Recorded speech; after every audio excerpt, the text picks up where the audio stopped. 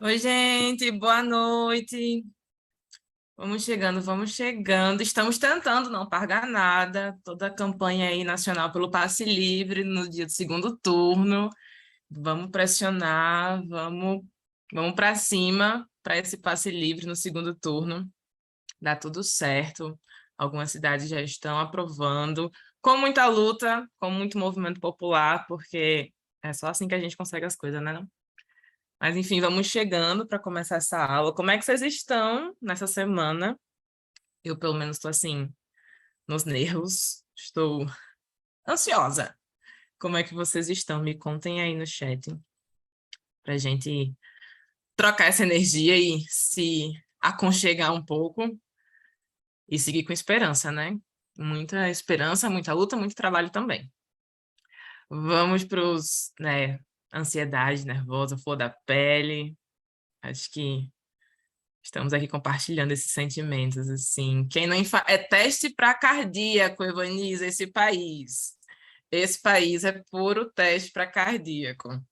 Mas vai dar certo, galera. Vamos para os avisos de sempre. Primeiro, chequem se o nome de vocês está correto. Nome e sobrenome aqui no Zoom. Se não estiver, e quem quiser verificar, né? Aqui em participantes, fica aqui na barrinha inferior. Você clica, abre uma barrinha lateral. Seu nome geralmente vai ser o primeiro.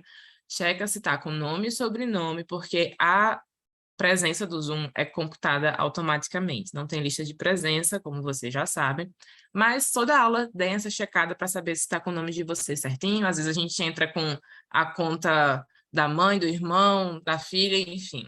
Checa aí esse nome para ver se está tudo certinho.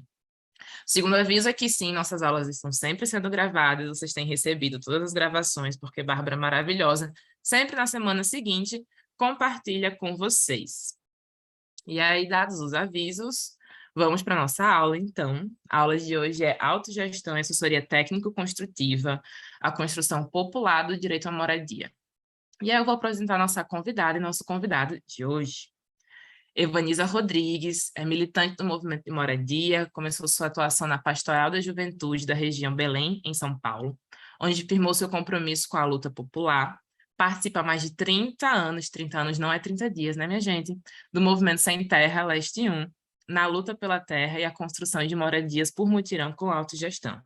É assistente social, mestre em arquitetura e urbanismo, foi coordenadora da União Nacional por Moradia Popular e atua em defesa do direito à cidade. Foi chefe de gabinete da Secretaria de Programas Urbanos do Ministério das Cidades e assessora da presidência da Caixa Econômica Federal na implementação do programa Minha Casa Minha Vida Entidades. Denis Pacheco é arquiteto, pós-graduado em Gerenciamento de Projetos, PMI, pelo SENAC, especialista em Habitação e Cidade, pela Escola da Cidade, e pós-graduando em Urbanismo Social pelo INSPER. Foi responsável por quase 4 anos do Programa de Moradia de Emergência a nível nacional na organização Teto Brasil. Desde 2017, na Habitat para a Humanidade Brasil, lidera os programas de melhorias habitacionais e as ações da articulação Colabora Habitação, que envolve ONGs, negócios e coletivos voltados para o tema da moradia digna. Entre projetos de diagnóstico comunitário, voluntariado e acesso à moradia, participou de programas no Haiti, Paraguai, Argentina, Chile, Peru, Guatemala e Inglaterra, na Universidade de Cambridge. Galera, que time, né?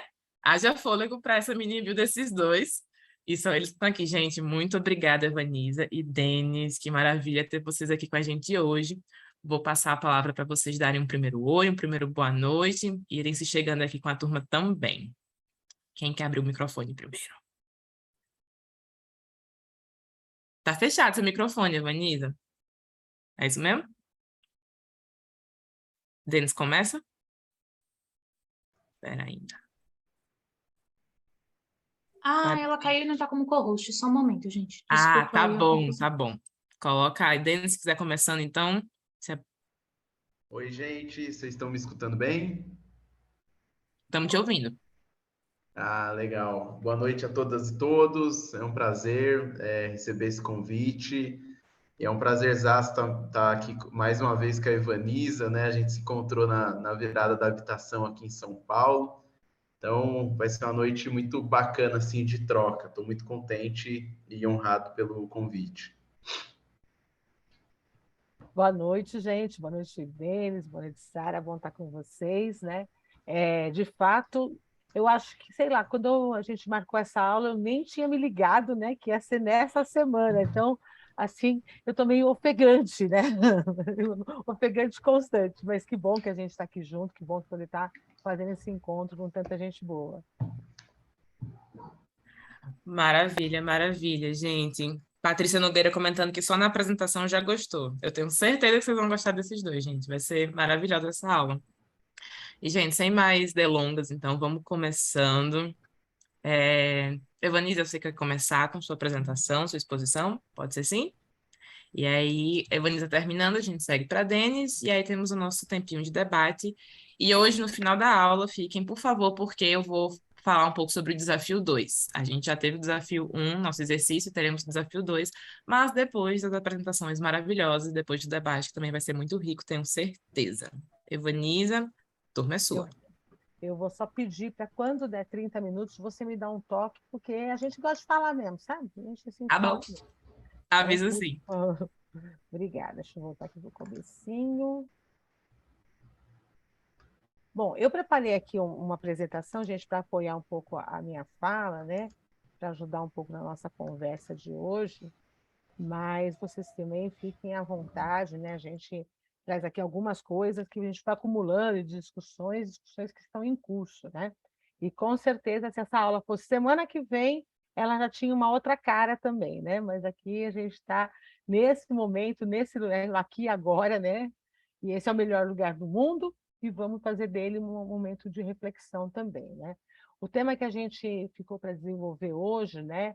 Estou falando de autogestão e assessoria técnico-construtiva, a construção popular pelo direito à moradia, né? E é um tema que eu tenho dedicado a vida toda, é o tema que motiva também a organização da União Nacional por Moradia Popular, a organização que eu participo. Então, é um grande prazer compartilhar com vocês, né? Quero começar aqui com o nosso velho Marx, né? Porque ele vai ajudar a gente no sentido de orientar do que a gente está falando, né? E essa frase, que é meio batida, que já é meio, né, já uns tantos anos, né? Mas que a gente sempre usa, que fala que a emancipação dos trabalhadores será obra dos próprios trabalhadores. Nós estamos falando aqui de processos de transformação, processos de emancipação, processos de organização autônomo, que tem que ser conduzido pelos próprios trabalhadores e trabalhadoras, que tem que ser direcionado. O protagonismo dessas ações tem que ser das trabalhadoras e trabalhadores. É disso que nós estamos falando quando a gente trata, né, da autogestão, quando a gente trata de políticas de habitação que não são de cima para baixo, que não são com finais de lucro, que não são uma forma de controle do Estado sobre os trabalhadores e trabalhadoras. Estamos falando de uma política que nasce a partir da nossa organização, da nossa luta, tá certo? E eu trago esse desenho aqui, que está numa cartilha nossa, que também é uma parte da nossa bibliografia, né? Que é uma alegoria, né, do que a gente entende do nosso papel enquanto movimento popular. Então, estou falando a partir da luta, a partir da perspectiva do movimento popular, né? A gente é um povo disperso, é um povo que tem várias dessas carências, várias dessas necessidades, vários desses direitos negados, né? Que está disperso, e o movimento existe justamente para organizar, né? Para articular, unir as pessoas, fazer uma proposta, pensar, sonhar, construir a ideia, né? E depois colocar tudo isso na prática. Esse é o sentido da gente se organizar enquanto movimento popular. Então, partindo dessas duas, né, da frase do Marx, desse desenho, desse desenho, que é até de um companheiro muito querido nosso, um arquiteto que chama Henrique, né?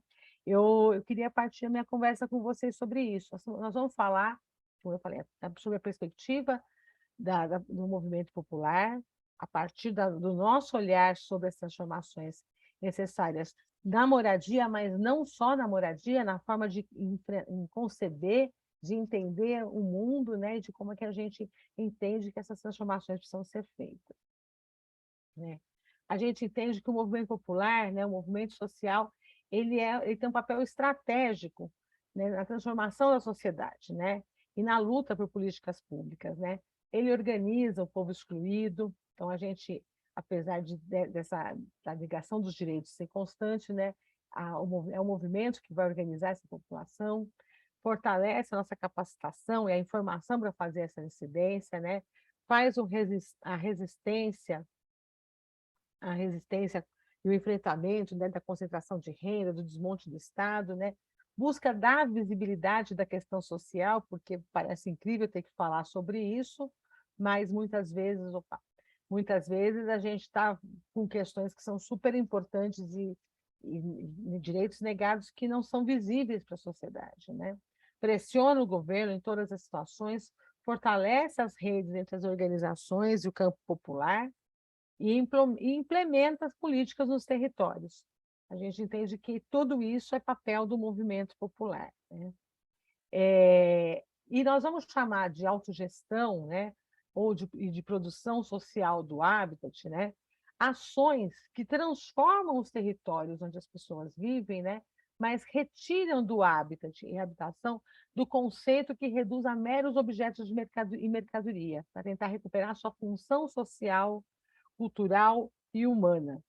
Então, a gente entende que o direito à moradia, à casa, à vila, ao bairro, à favela, à ocupação, né?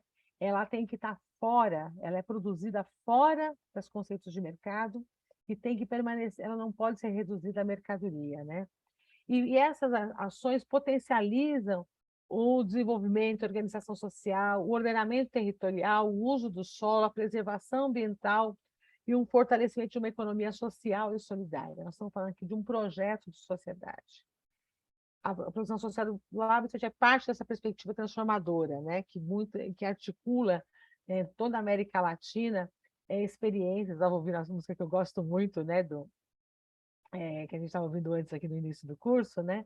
Que é justamente isso, né? Que a gente não pode comprar o vento, não pode comprar o sol, ou seja, que busca construiu alternativas e rejeita uma concepção de um mundo regido apenas pela busca do lucro. Essas frases são do companheiro Henrique Ortiz, um companheiro da Coalizão Internacional do Habitat do México, né? E aqui a gente está falando de processos, portanto, processos que são diversos, processos que trazem formas distintas de atuação, mas que visam fazer essa transformação, né? Quando a gente fala da moradia, né, a gente está falando de moradia para morar e não para lucrar. Então, essa experiência de autogestão produz sem lucro.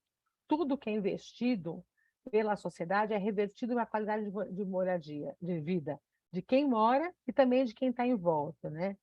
E é muito interessante, né, porque é muito ruim, né, que a gente tem é comum entender investimentos públicos, né, que concentram riqueza na mão de poucos. Mas aqui nós estamos falando de recursos públicos distribuídos para toda a sociedade, né, para pensar numa política redistributiva. A gente entende a autogestão da moradia no marco da economia solidária, né, buscando novos modelos de produção, comercialização e distribuição de riqueza, né, um modelo antagônico ao modelo de acumulação, né, que é uma alternativa tanto dentro do capitalismo como uma alternativa ao capitalismo, como diria o nosso querido Paul Singer. Também no processo de discussão da economia de Francisco e Clara, esse processo conduzido pelo Papa Francisco em todo o mundo, de construir uma outra economia, né, uma economia que seja ecologicamente sustentável, né, que respeite a natureza, as pessoas, as culturas, que é construída de baixo para cima, né, que não coloca o lucro acima de tudo, também é quando a gente está falando dessa proposta da autogestão na produção habitacional. E, claro, não podemos desvincular, né, o direito à moradia do direito à cidade. Nós não estamos falando de construir casas, nós estamos falando de construir pedaços de cidade que se articulam e que deveriam ser regidos, né, pela lógica do bem comum. A gente entende a moradia como um lugar de realização dos direitos. Para nós, moradia não é, como a gente falou, não é só a construção da casa, né, mas é um lugar onde a gente realiza a maioria dos direitos. Tem uma frase que a gente usa muito no movimento, né, que a moradia é a porta de entrada para todos os direitos, né? Então, a gente não termina a luta com a conquista da moradia e também entende que realizar direito não é só se ter uma necessidade satisfeita, mas também como se faz, pensar na gestão democrática, pensar na redução das desigualdades, fortalecer as forças populares. E, portanto, quando eu estou falando de autogestão, estou falando do protagonismo popular na construção da autonomia, no fortalecimento das organizações e das redes, né? E com clareza dos papéis. Aqui nós temos militantes de organizações populares, temos assessorias técnicas, ONGs, né? E a importância da gente construir redes, né, com papéis claros e que todo mundo possa contribuir e fortalecer esse protagonismo popular, né? Também estamos falando de construção de valores, né, individuais e coletivos, né, meio fora de moda nos nossos tempos aí, né, de meritocracia e de competição, né? Estamos falando de desenvolver capacidades individuais, né, para que tenham sensibilização e façam adesão à proposta, né? Mas também um trabalho de educação popular, para enfrentar essa cultura do imobilismo e do individualismo. Essa nossa campanha eleitoral, né, a gente tem visto exatamente a oposição desses projetos, né, nessa cultura do individualismo, das relações verticais de poder, das relações da meritocracia, e a gente está falando de construir uma cultura de diálogo, de relações horizontais, de romper com uma cultura autoritária e elitista, né, e pensar na participação e controle social das políticas públicas. Um elemento super importante, né, que a gente fala na atuação dos movimentos populares que lutam por moradia e trabalham com autogestão é a participação das mulheres, né, em todas as dimensões, seja na própria organização, né, do movimento, da luta, seja na gestão da obra, seja na gestão administrativa, seja na atuação na rua, na política, na vida. Então, para nós é fundamental, né, que as mulheres, né, se fortaleçam suas capacidades, né, tenham espaço para fortalecer suas capacidades, questionando o papel tradicional da mulher na família, lutando contra a violência doméstica, o reconhecimento na esfera pública, né, uma participação política e melhor inserção social das mulheres. Quando a gente coloca esse recorte de gênero na atuação do movimento popular, a gente vai ver que o movimento acaba sendo uma das poucas portas, né, de entrada das mulheres na vida pública e política. A gente entende o papel importante que deveria haver mais espaço, mas o papel importante que o movimento popular tem construído, né? Também, né, queria falar aqui um pouquinho, nossa, tem alguém na porta aqui batendo, né? Falar um pouco, né, da autogestão, né, na vida e na obra, né? Ou seja, a gente falar da autogestão das políticas de habitação. Um minutinho, por favor.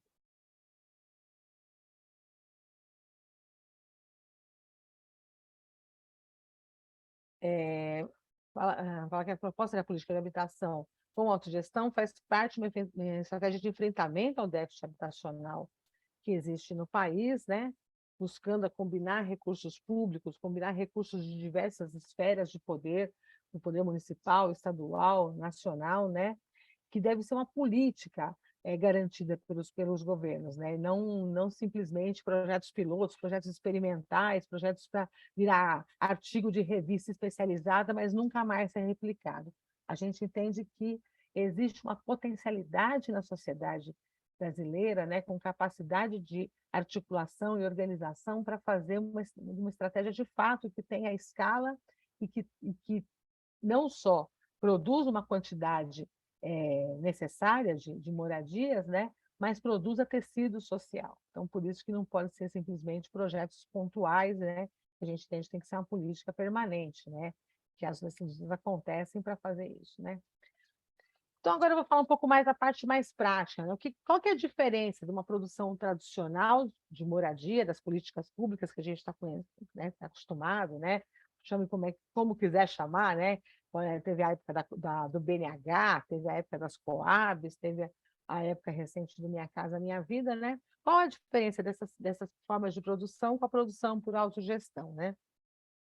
Na produção tradicional, né, todas as etapas do processo, quem decide? A localização do empreendimento, o projeto, a forma de construção, a forma de ocupação, todas as etapas da produção da moradia são definidas ou pelo ente público ou pelo agente promotor, uma construtora incorporadora.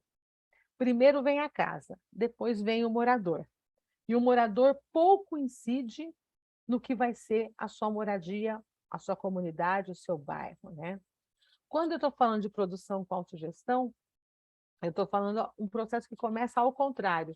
Começa primeiro com a formação do grupo de famílias, que vai integrar esse processo, que vai discutir o que eles querem, como eles querem viver e aonde querem viver, né?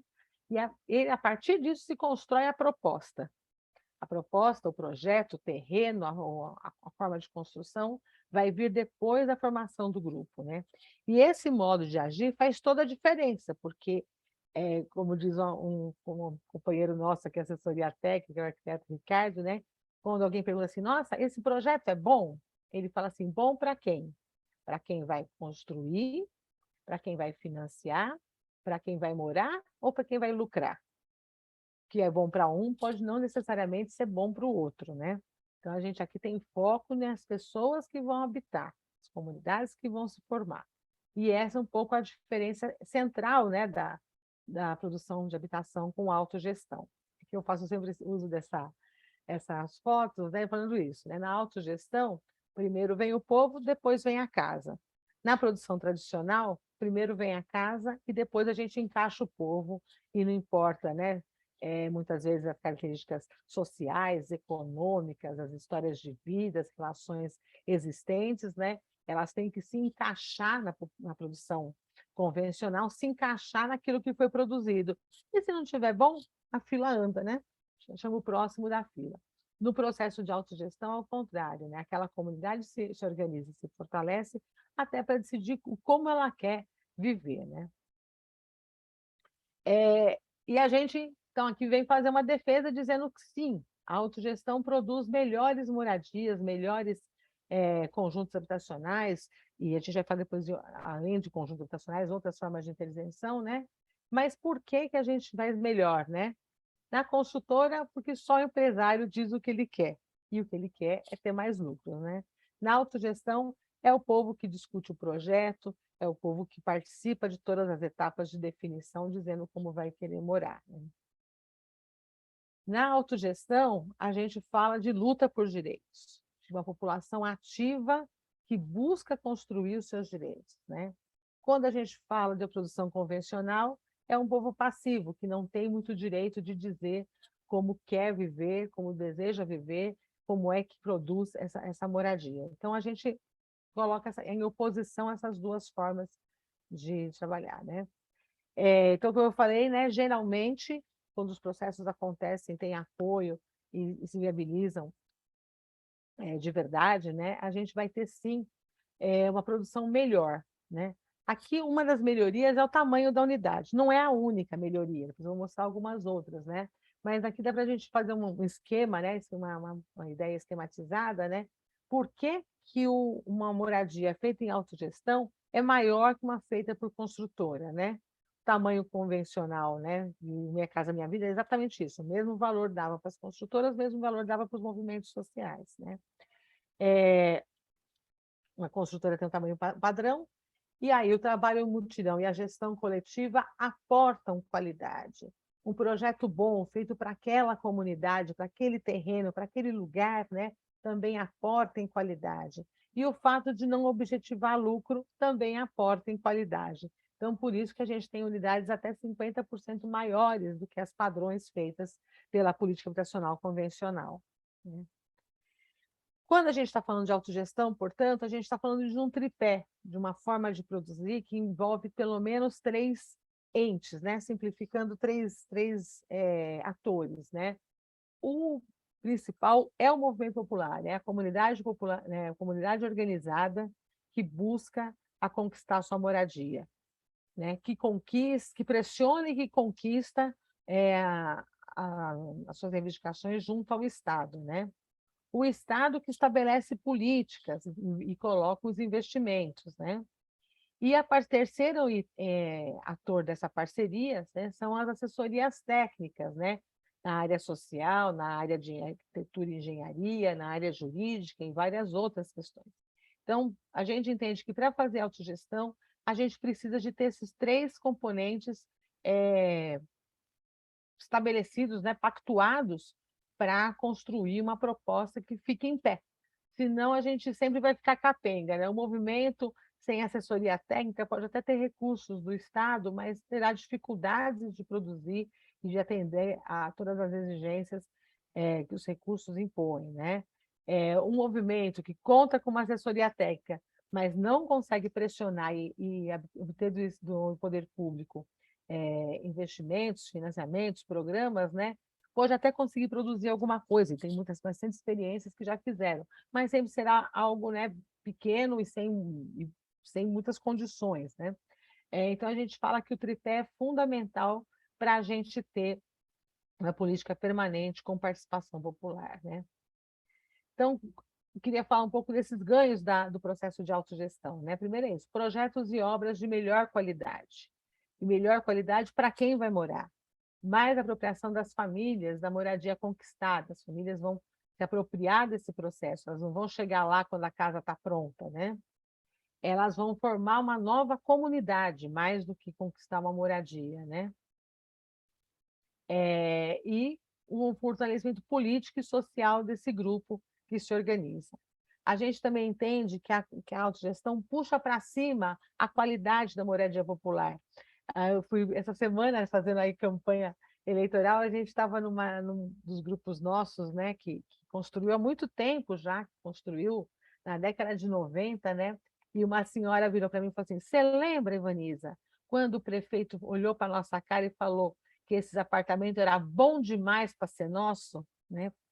Que não podia ser, população pobre não teria direito a uma coisa de tanta qualidade, né? Uma senhora já idosa, né, ela me lembrou disso, e é verdade, a gente já ouviu muitas vezes, né, que a gente quer demais, que a gente exige demais e que não teria necessidade, né, eu ouvi frases até dizer, gente, para quem mora num barraco, né, de 2 cômodos, né, um apartamento de 35 metros está mais que bom, né?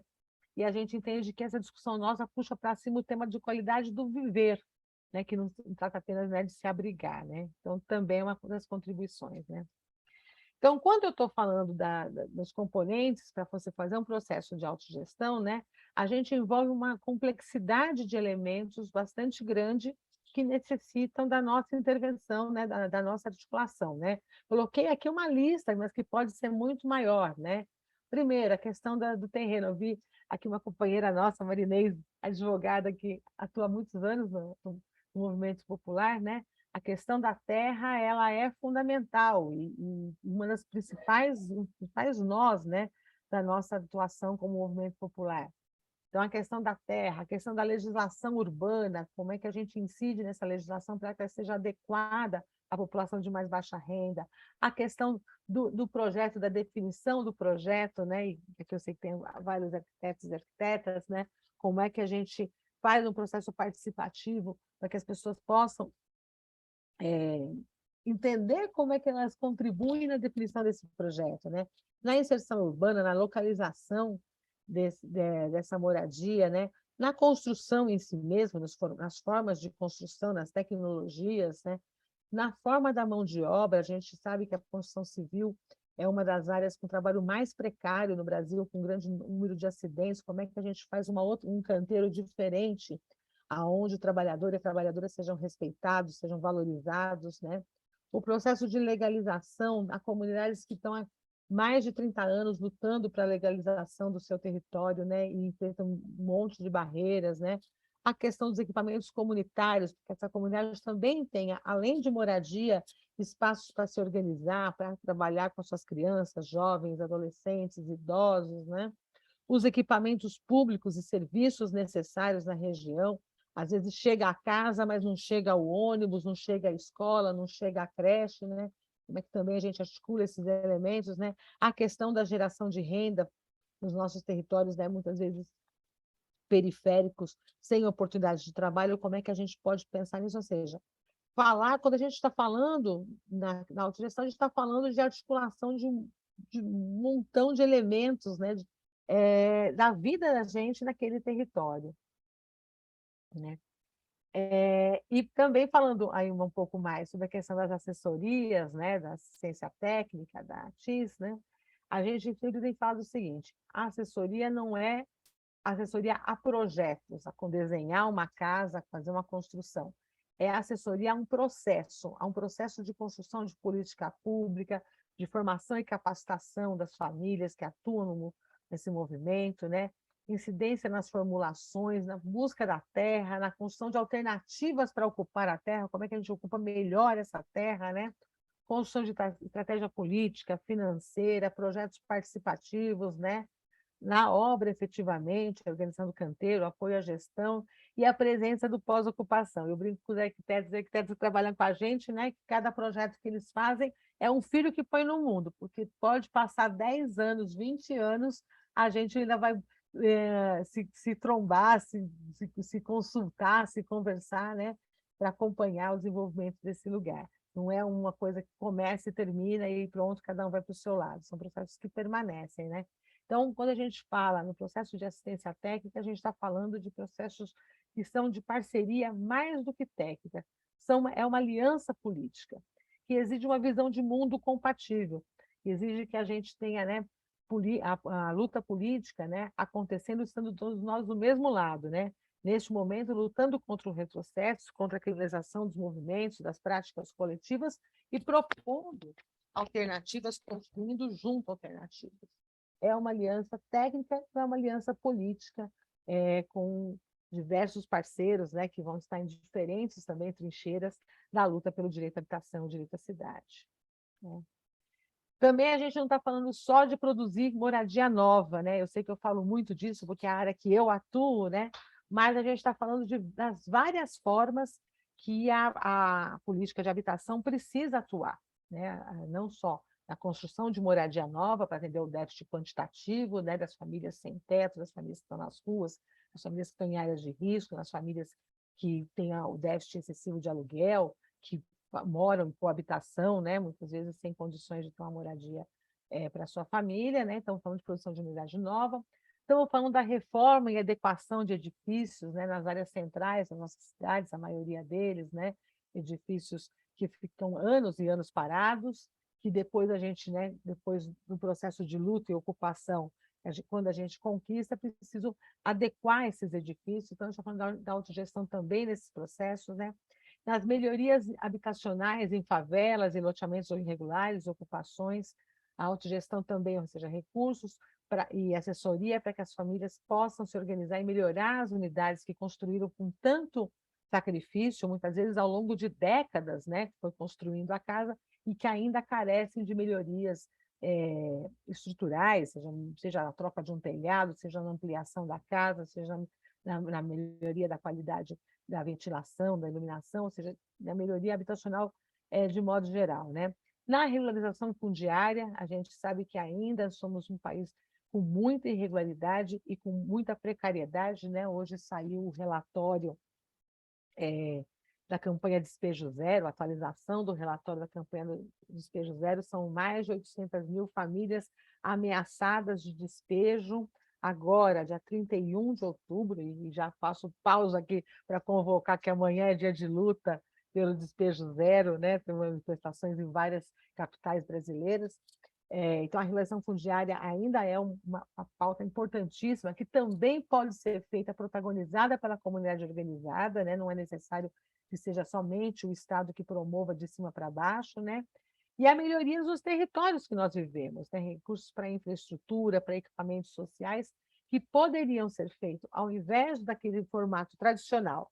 O governo licita uma empresa, a empresa chega, aterriza, feito um disco voador na comunidade, e aí vai discutir, né? Vai começar, às vezes, a fazer intervenções que não são aquelas prioritárias para aquela comunidade, não foram discutidas com as pessoas. Então, a gente entende que há outra forma de fazer, né? Que é organizar, buscar apoio, investimento, projeto, e que a gente possa ser o protagonista dessas intervenções, né? Uma outra questão importante, né? A gente entende que essas ações, né, elas geram tecido social, elas incidem na vida comunitária. Muitas vezes, nos conjuntos habitacionais produzidos pelo poder público, você vai conhecer o seu vizinho no dia da mudança, né? E você está com um gato e o outro está com um cachorro, já começou a briga na hora da mudança mesmo. a gente fala que é importante que esse processo vai gerando laços de solidariedade, ajuda mútua, relações de gratuidade, né? Buscar uma convivência maior e um fortalecimento mais dessa comunidade, né? Então, também é um aspecto importante a pensar. Pensar nos impactos no bairro e na cidade, né? Pensar que esses processos formam comunidades mais atuantes nas lutas por seus direitos, né? Em processos participativos, né? Que não se fechem em si mesmo, que participem nas lutas locais e nas lutas gerais, né? E dando um exemplo de política, não quero me alongar muito, né? Mas um exemplo de política que apoiou esse tipo de ação, né? Foi o Minha Casa Minha Vida Entidades, né? De 2009 a 2016, até o golpe, né? Após o golpe, esse programa foi morrendo aos poucos e depois morreu de vez na gestão atual, né? Mas o Minha Casa Minha Vida Entidades, ele trouxe para o movimento vários ganhos, né? Na qualidade, na qualificação da proposta da autogestão. Não sem muita luta, né? Ao contrário, né? Todo mundo aqui que passou por esse processo, né? Vai ter uma história triste para contar, né? De como foi difícil, né? E como é difícil convencer gestores públicos, agentes, né? Financeiros, agentes do poder público, né? Que estão acostumados a tratar o povo como se fosse incapaz e que a empresa, a construtora, a incorporadora, né? Ela é, sim, a produtora da habitação prioritariamente nas políticas, né? Como foi difícil para eles olhar para a gente e para as nossas capacidades, né? Como movimento popular organizado. Então, isso para nós foi um processo que durou muito, muito dolorido, né? Inclusive, né? E que continua sendo, né? Em todas as oportunidades que a gente tem que lidar com o poder público. E está acostumado. E o padre Júlio Lancelotti, né, ele fala uma coisa muito interessante, né? Ele fala o seguinte, né? É impressionante como tem gente disposta a dar comida para quem não tem fome. E aqui na moradia a gente pode falar a mesma coisa, né? Como tem gente disposta a promover a habitação para quem não precisa de casa. E como é difícil, né, conseguir viabilizar propostas para quem mais precisa, para as faixas mais baixas de renda, né? Evanísia, Opa! desculpa interromper, mas chegamos em 30 minutos, tá? Obrigada. Não. Ótimo. A ampliação da proposta no território, a escala que o programa ganhou, uma agenda nacional, possibilidade de capacitação e de intercâmbio, né? São um pouco as questões que a gente levanta no programa. Coloquei algumas fotos aqui, porque a gente sempre faz propaganda, né, de alguns empreendimentos que a gente fez recentemente, na Minha Casa Entidade, São Floresta Fernandes, José Maria Amaral, na cidade de Tiradentes, São Paulo. Esse aqui é o Alexo Jafé, no Jaraguá, aqui em São Paulo, o Barra do Jacaré, né? Esse aqui no centro da cidade, no Brás, também, uma produção de um terreno que era do INSS, né? Uma conquista importante, uma ocupação de muitos anos que prometeu. Também moradias em municípios menores, né? Projetos. Porém, tudo isso, né, foi afetado, né, pelo golpe contra a Constituição e democracia e pela eleição desse governo genocida, né? Não precisamos falar disso, acho que todo mundo já falou sobre esse assunto, né? Mas a retirada de direitos, desmonte do Estado afetou de cara, né, a produção habitacional para a moradia de baixa renda, né? E, em especial, aquelas feitas por movimentos sociais no campo e na cidade. A primeira ação, né, do golpe, depois do golpe, foi o cancelamento de uma série de unidades habitacionais que estavam previstas para ser contratada. E a primeira ação do governo atual foi o corte de recursos, mais de 95% de recursos foram cortados do Minha Casa Minha Vida, faixa 1, né? E depois a criação do programa Casa Verde Amarela, que, na verdade, ele é o recorte, né, do Minha Casa Minha Vida, tirando a faixa 1, tirando a famílias de baixa renda, cortando recursos da União e sem recursos, sem somente crédito bancário, né, sem regulação fundiária, sem urbanização de favelas, sem nada nessas áreas, né? O movimento fez ações de resistência nesse período todo, fazendo pressão, indo, né, buscando resistir contra esses desmontes, né? Também trabalhou na construção de novas propostas, novos formatos, e também na direção a políticas estaduais e municipais, alguns estados e municípios brasileiros que, apesar do desmonte do Minha Casa Minha Vida, construíram algumas políticas locais, claro, com muito menor, claro, com menos recursos, mas de importância, né, para poder não deixar morrer essas lutas e essas necessidades, né? Aqui algumas fotos de algumas ações nossas de luta, ocupações, essa aqui é uma ocupação aqui no governo do estado de São Paulo, ocupação de prédios, né? De terrenos, que foram feitas as lutas ao longo desse tempo tão difícil que nós passamos, né, após o golpe, né? Uma das iniciativas que nós fizemos foi a construção de um projeto de lei da autogestão, né, que a União Nacional de Moradia Popular tomou a iniciativa a partir no seu encontro nacional e depois trabalhando com outras organizações do movimento popular e também com o Fórum de Reforma Urbana, com o BR Cidades, com outros atores, né, construiu um projeto de lei baseado, inclusive, em experiências em outros países que nós temos relação, a Lei Uruguaia da Habitação, que tem mais de 50 anos, mas também iniciativas que acontecem nesse momento, como na Argentina, na Bolívia, né? Na Venezuela, né? Que fazem suas lutas e suas ações. Nós tínhamos uma experiência anterior de luta por lei, que é do Fundo Nacional de Moradia, e também mais recente, na década de 90, e mais recente agora do Despejo Zero, né? E contamos uma campanha para trabalhar a difusão da proposta do PL da autogestão. Claro que a pandemia, né, nos deu uma certa morosidade, uma certa dificuldade, mas fizemos algumas coisas importantes, né?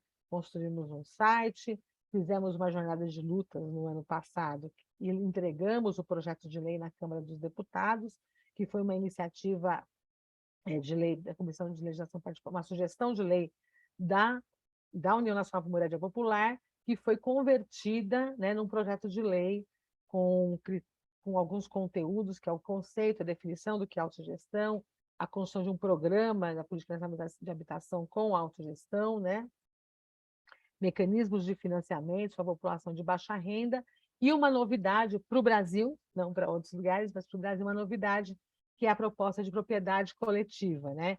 Construindo uma ideia de que, ao invés de você, ao final do processo de produção coletivo, individualize as matrículas das moradias, essas moradias sejam possuídas coletivamente por aquela comunidade numa série de formatos, né, que tanto têm memória, né, as formas horizontais de propriedade das quilombolas, indígenas, né, como também de formas muito atuais, né, que existem em vários países da América Latina e também de outras regiões, né? A mobilização nos estados, a gente tem formado comitês, feito audiências públicas para discutir projetos de autogestão, eu não vou falar muito do conteúdo dele agora, porque a gente não tem tempo, né? Também pensando em projetos estaduais e municipais para regulamentar essas ações nos estados. Aqui em São Paulo, por exemplo, existe uma lei municipal de autogestão, né? E agora a gente está no Congresso Nacional, né, desde outubro do ano passado, já foi aprovado, foi transformado em projeto de lei, está na Comissão de Desenvolvimento Urbano, né, não aconteceu nada esse ano, praticamente a comissão não se instalou e não fez a sua tarefa, né, de passar pela comissão. A gente tem um grande caminho ainda pela frente, né? Queria só também, antes de terminar, falar um pouco da nossa Conferência Popular pelo Direito à Cidade. Acredito que outros professores já falaram um pouco antes também de mim sobre esse assunto, né? E também na plataforma de lutas pelo direito à cidade, também se fortaleceu muito as iniciativas da autogestão, as iniciativas da participação popular, da participação no planejamento urbano, nas ações de habitação. Então, e integrando, né, as diversas questões do direito à cidade em cima dessa construção coletiva que foi tão importante, né? E não posso terminar de falar, né, falando que a gente tem uma expectativa muito grande de mudança, né, a partir do próximo domingo, né, quando que a gente espera que termine esse tempo tão triste e esse tempo de morte, né, que o nosso país passou. Tanto de morte por causa da pandemia, das ações feitas, tanto de morte por causa da violência institucional que se instalou no nosso país e também na sociedade, e também pelo desmonte de políticas públicas. Essa foto aqui é uma reunião nossa da União Nacional de Moradia Popular com o presidente Lula, né, levando as nossas propostas que a gente espera que integre, né, a nova política de habitação a partir do ano que vem, né? Na plataforma do candidato Lula tem a proposta de reconstrução e transformação das cidades brasileiras, né? E está explicitamente colocado estímulo a iniciativas coletivas, comunitárias e autogestionárias. Então, a gente sabe que esse processo vai exigir de todos nós um esforço de reconstrução, de parceria, de organização muito forte, para que a gente também faça disputa na sociedade por essa concepção. Como eu falei, não é uma concepção só de forma de produzir moradia, mas uma concepção de organização da sociedade mesmo, né? Então, vamos cobrar muito, vamos estar muito forte, articulados para implementar processos coletivos, né, nas políticas públicas em nível nacional, né? E termino aqui com uma frase do professor Nabil Bonduque, né, que fala para a gente sempre, né, que em cada grupo, cada mutirão, cada moradia coletiva construída coletivamente, né, a gente continua produzindo território de utopia e renovando essa nossa esperança. Obrigada, gente. Espero não ter passado muito do meu tempo e a gente fica depois para os próximos debates. Muito obrigada, Evanisa. Foi uma ótima exposição, né? Porque a aula não terminou. Eu ia falar ótima aula, mas estamos só começando. Que maravilha a sua fala, que maravilha você poder compartilhar essa trajetória toda. E aí já vou chamando o Denis para falar, para a gente também ter um tempo para um debate, porque já temos perguntas no chat, eu tenho certeza que com o Denis vão vir mais perguntas. Então, Denis, seja bem-vindo. Agora a turma é sua. Legal, vou compartilhar a minha tela. Quando aparecer, vocês me avisem, por favor. Pode deixar. Deixa eu ver aqui a apresentação de slides. Tá funcionando.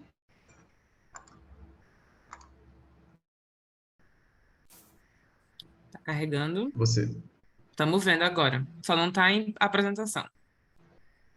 Agora foi?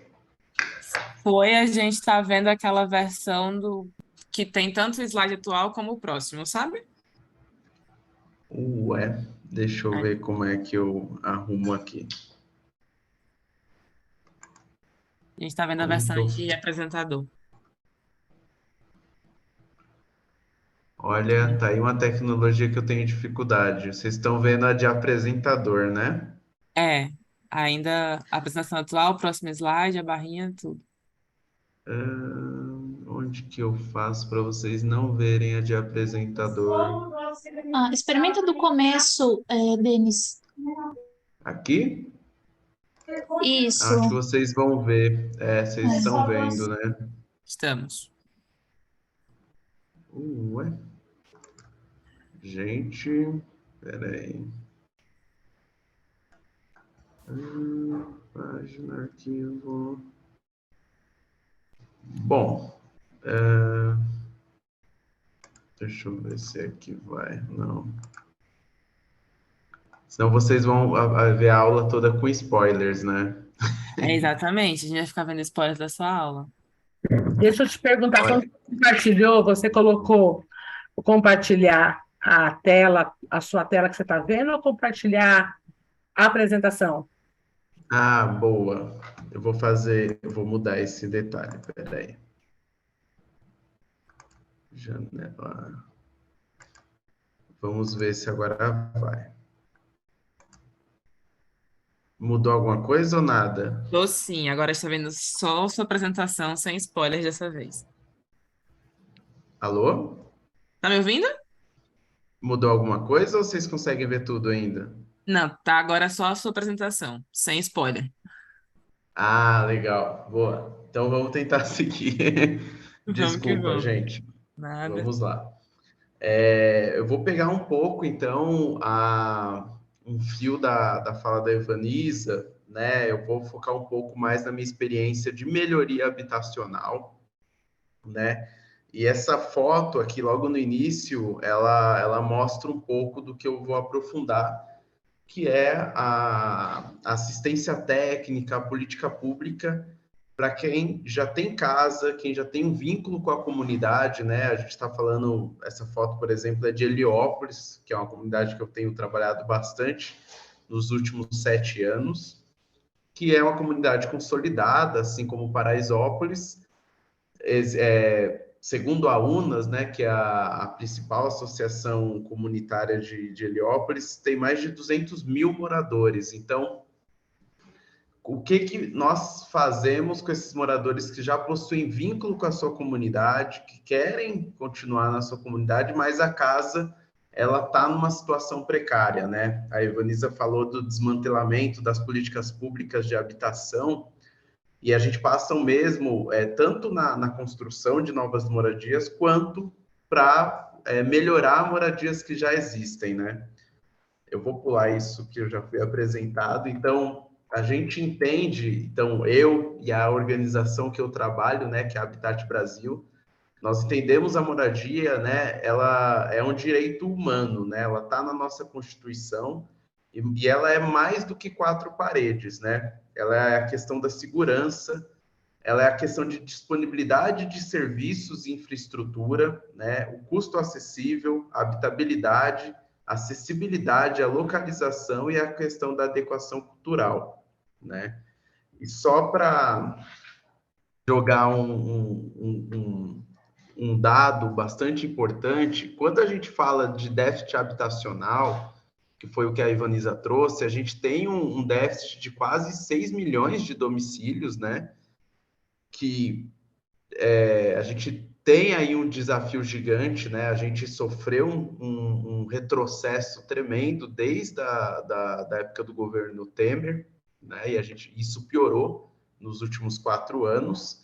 Mas quando a gente passa por a inadequação de domicílios, que são pessoas que possuem casa, mas a casa é precária, a casa é insalubre, esse déficit vai para quase 25 milhões de domicílios, né? A gente, entre as organizações que trabalham com a moradia, a gente acredita que esse déficit é muito maior, mas esse é o dado da Fundação Jean Pinheiro, é o dado que a gente segue para pensar nos nossos programas. Essa é uma lei que foi aprovada através de muita luta, né? Que é a lei de 2008, a lei de Atis, onde nela consta que qualquer família com até 3 salários mínimos, né, tem direito à assistência técnica gratuita. Então, a lei foi aprovada fazem quase 15 anos, né? Muitas coisas aconteceram, alguns municípios conseguiram fazer e criar programas de melhorias habitacionais. A gente tem um caso muito próximo aqui de São Paulo, que é o de Diadema. Tem casos recentes, inclusive, eu não vou entrar no mérito agora da eficiência, da escala, etc. Isso eu vou falar um pouco mais no decorrer da minha apresentação. Mas tem o caso do governo do estado, que é o Viver Melhor, o Na Régua, no Rio de Janeiro, e o programa da CODAB, no Distrito Federal, né? Que são programas de melhorias habitacionais feitos via poder público, né? Porém, a minha grande inquietude, minha grande provocação passaram-se 15 anos e quando a gente olha para o tamanho do déficit, o número de políticas públicas, né, os municípios que conseguiram criar esses programas sem recurso federal é muito pouco, né? E mesmo os que criaram, a escala, o tamanho, né, o número de famílias atendidas é bem abaixo do que a gente precisa, do que a gente espera. Então, a criação da lei é importante, é o principal fio condutor de entender que a moradia é um direito, né? E só com política pública a gente vai conseguir atender esse número gritante de um país tão desigual quanto o Brasil, porém, de efetivo, quando a gente olha para números, é muito abaixo, né, o que foi feito até agora. E aí eu trago um ponto bastante importante, eu uso como exemplo Heliópolis, que é uma região que vem recebido, né, bastante projeto nos últimos anos de provisão de habitação, né? A gente teve os mutirões na época da Heloísa Erundina, tivemos na época do Kassab alguns edifícios, né, de HIS inaugurados, porém, a grande maioria das famílias, para quem não conhece, né, eu sei que aqui tem gente do Brasil todo, mas a grande maioria das famílias que não foram realocadas ou removidas da sua comunidade de origem, elas moram entre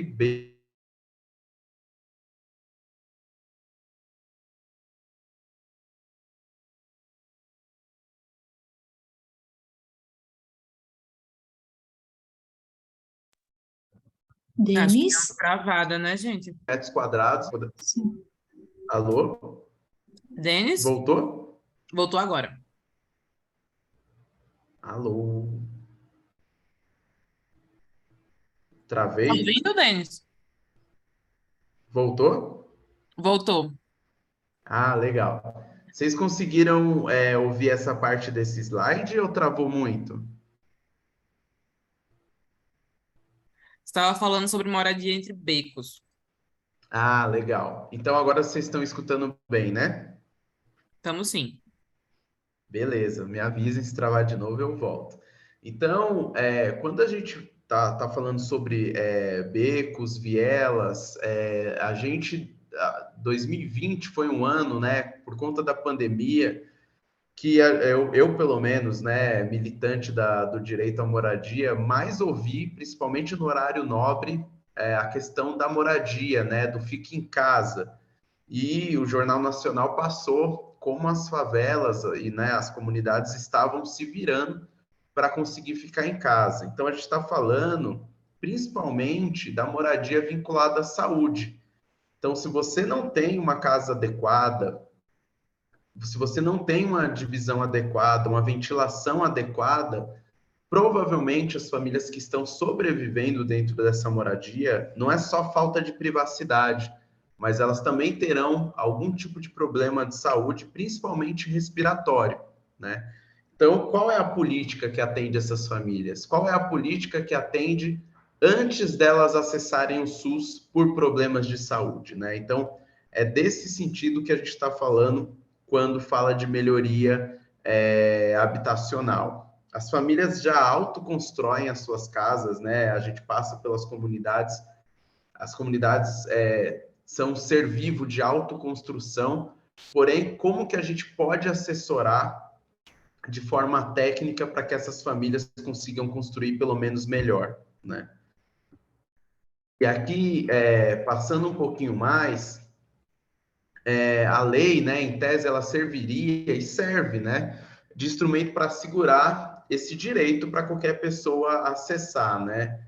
Porém, na prática, o que a gente tem visto é uma série de dificuldades desde da onde vem esse recurso, né? A família quer só o projeto, mas como que ela faz a construção? Até um ponto que a Ivaniza trouxe, né? A assistência técnica, esse arquiteto popular, esse militante por esse direito, está no processo inteiro. Então, existem cidades que eles conseguem fazer, por exemplo, o projeto, mas como que a família constrói?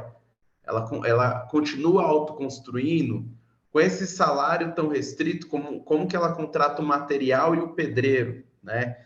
Então, de novo, trazendo o exemplo de Heliópolis, segundo De Olho na Quebrada, que é um instituto de pesquisa da própria comunidade, 63% dos moradores entrevistados em 2021 recebiam até 2 salários mínimos. Então, eles estão abaixo dos 3 salários mínimos da lei. Então, se ele tem só o projeto, como que ele acessa a construção, que é o que de fato vai transformar e vai permitir que ele tenha mais privacidade, melhor saúde, maior habitabilidade dentro da própria casa dele. Outro ponto que a gente enxerga nesse contexto da moradia precária é a questão do material de construção, né? Então, a gente está falando tanto da logística, de comprar na própria comunidade ou nos grandes depósitos, como é que a gente acessa esses becos e vielas, né? Eu mesmo tive inúmeras experiências, principalmente no Rio de Janeiro, onde o depósito, mesmo o grande home center, deixava na rua principal e a gente precisava contratar alguém dentro da própria comunidade para subir com aquele saco de cimento até a ponta do morro. E, às vezes, a logística do saco de cimento saía o mesmo valor do cimento, né? Então, as famílias, mesmo se elas quiserem comprar o seu próprio material, elas são constantemente penalizadas pelo CEP, porque eu, que moro no centro de São Paulo, pago mais barato na lata de tinta da Coral, e eu já falei isso para a própria Coral, porque eu compro no grande home center aqui perto do que o morador que está na comunidade se ele for comprar no depósito dentro da comunidade dele. Então, se ele decide comprar fora, ele penaliza também essa economia local. Ele não consegue deixar o dinheiro que ele ganha na própria comunidade. Esse é um ponto. Um outro ponto interessante quando a gente pensa em melhoria habitacional é a questão da capacitação da mão de obra, né? Quando a gente está realizando uma reforma, geralmente a família está dentro da casa. Enquanto você está reformando o quarto, a família está dormindo na cozinha, por exemplo. Então, como que essa mão de obra é capacitada para estar ali dentro com a família no mínimo 10 dias, 12 dias, quando ele está reformando aquele cômodo que está mais precário, né? Como que a gente faz isso? E o último ponto é o acesso. Caso a família não acesse uma política pública, como que ela paga esse material e essa mão de obra, sendo que, né, a gente até teve ali uma possibilidade do cartão reforma, mas era só para material de construção, não pagava o pedreiro. Essas famílias não conseguem acesso a crédito, né? Saiu um mapa do Serasa de junho de 2002, de 2022, onde apontava que 66,82 milhões de brasileiros estavam inadimplentes, né? Então, ele não consegue acessar crédito. A gente voltou para o mapa da fome, né?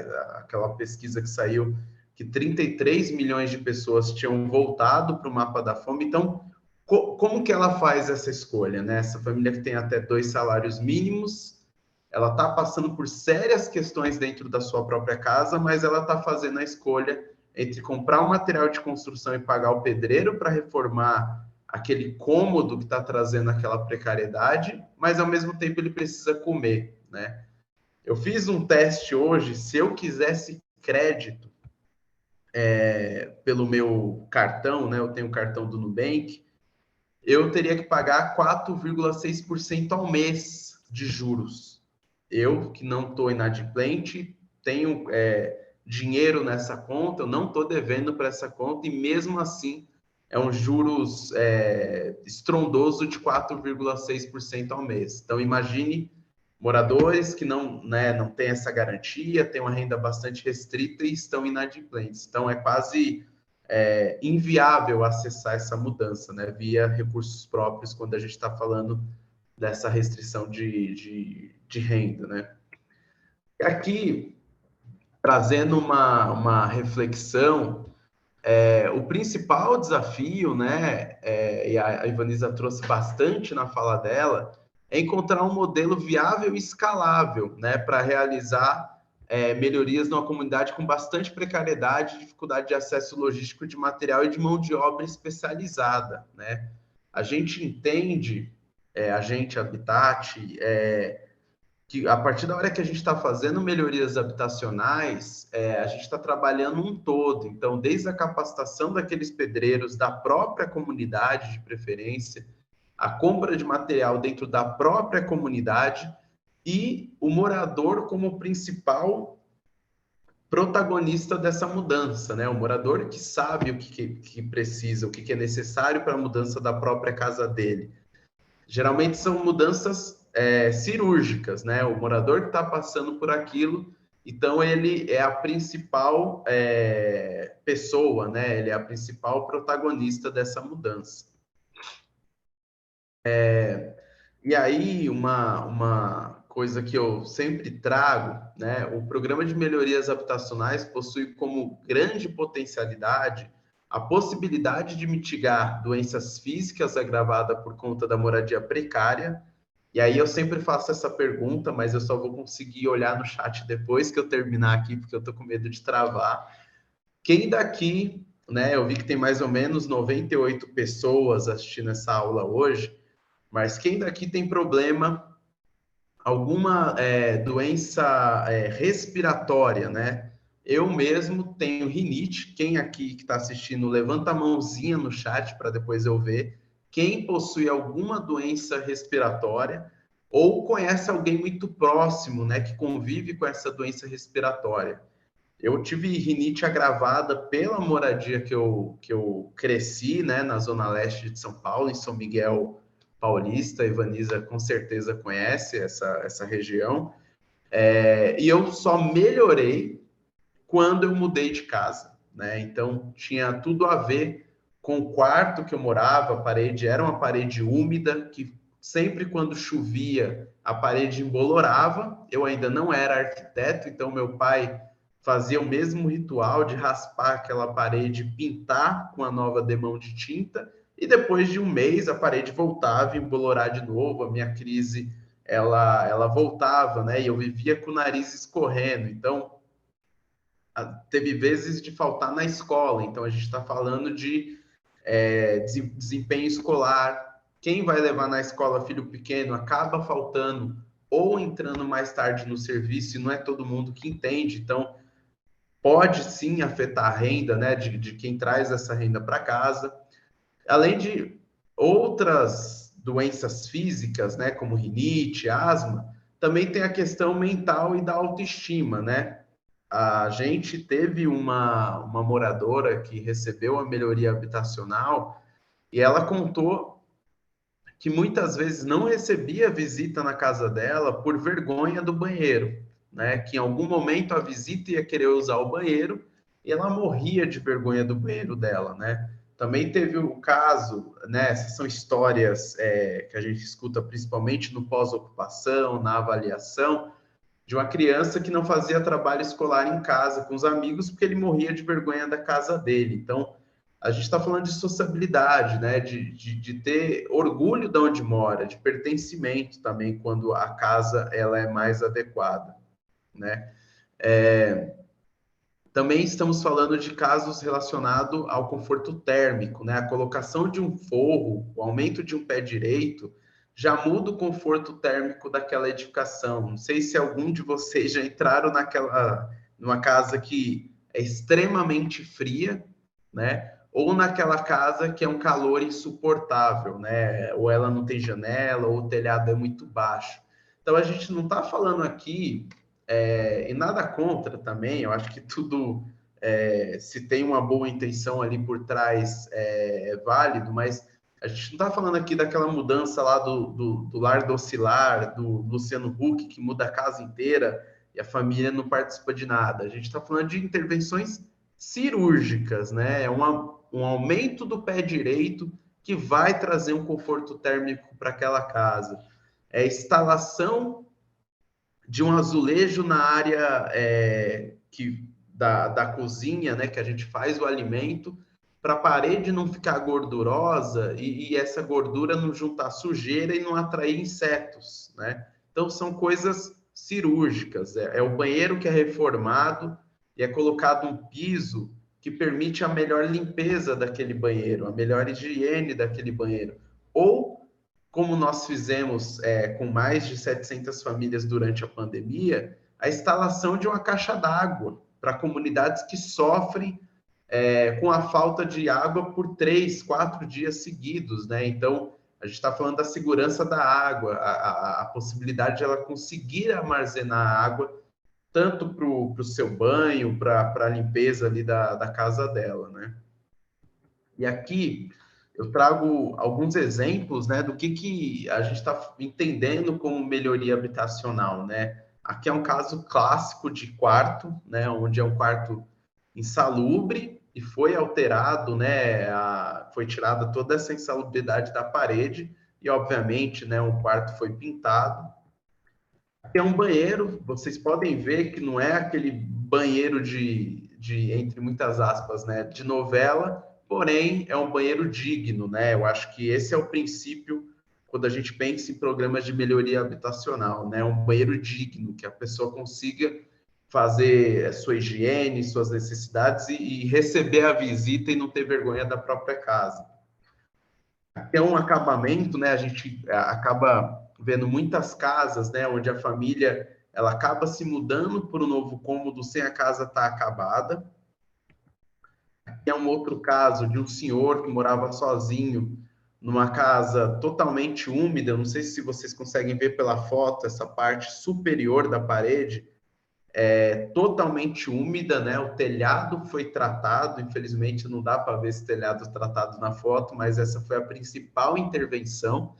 E, obviamente, né, o arquiteto, o técnico social, assistente social, nós somos parte ali do processo, mas quem tem a vivência e quem vai apontar essa cicatriz para a gente fazer essa intervenção cirúrgica com o morador é o próprio morador, né? Então, ele está ali na casa dele, entendendo como as coisas estão se dando. Então, o morador é parte principal de todo esse processo, para até que depois que o processo termine esse ciclo, ele também entenda, e é só possível entender participando, do quanto uma moradia insalubre ela pode prejudicar a saúde das pessoas, né? A gente quer que a moradia saudável ela vire papo de feira, ela não pode ser algo de uma bolha de assistentes sociais, de arquitetos, de militantes pelo direito à moradia. Ela tem que ser aquele papo que a pessoa consiga conversar com seu vizinho, porque só assim a gente vai conseguir replicar, vai conseguir essa informação minimamente chegar para mais pessoas, né? Esse é um outro caso, né, de quarto de criança, é um dos que mais prejudicam, né, a saúde de quem está em fase de desenvolvimento. Aqui vocês podem ver uma parede totalmente embolorada. Então, mais uma vez, né, uma intervenção cirúrgica, né? E isso serve tanto para moradia, quanto que a Ivanisa também trouxe na fala dela, nas ocupações de edifícios, né? A Carmen ali, aqui do movimento aqui de São Paulo, ela tem a própria assessoria, eles possuem a própria assessoria técnica, né? Que é a Fio Assessoria. Então, eles ocupam os edifícios junto com a assessoria técnica, né?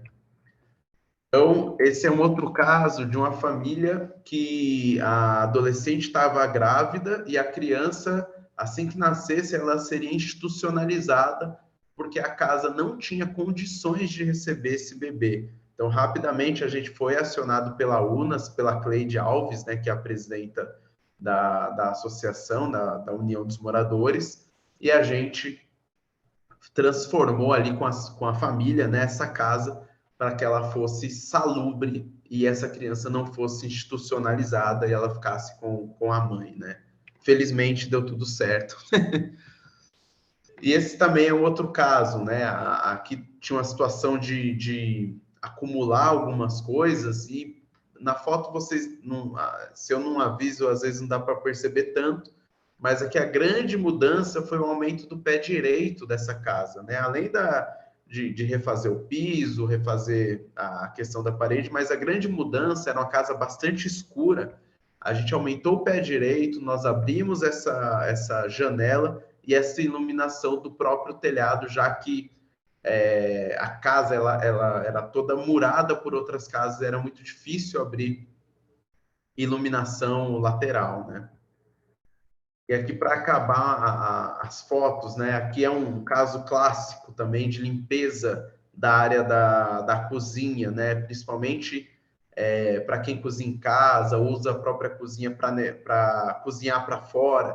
Então, eu sempre peço para fazer o teste. Cozinha próximo de uma parede que não tem um azulejo. A gordura gruda no tijolo, é difícil de limpar. isso atrai bicho, atrai insetos e, obviamente, atrai doença também.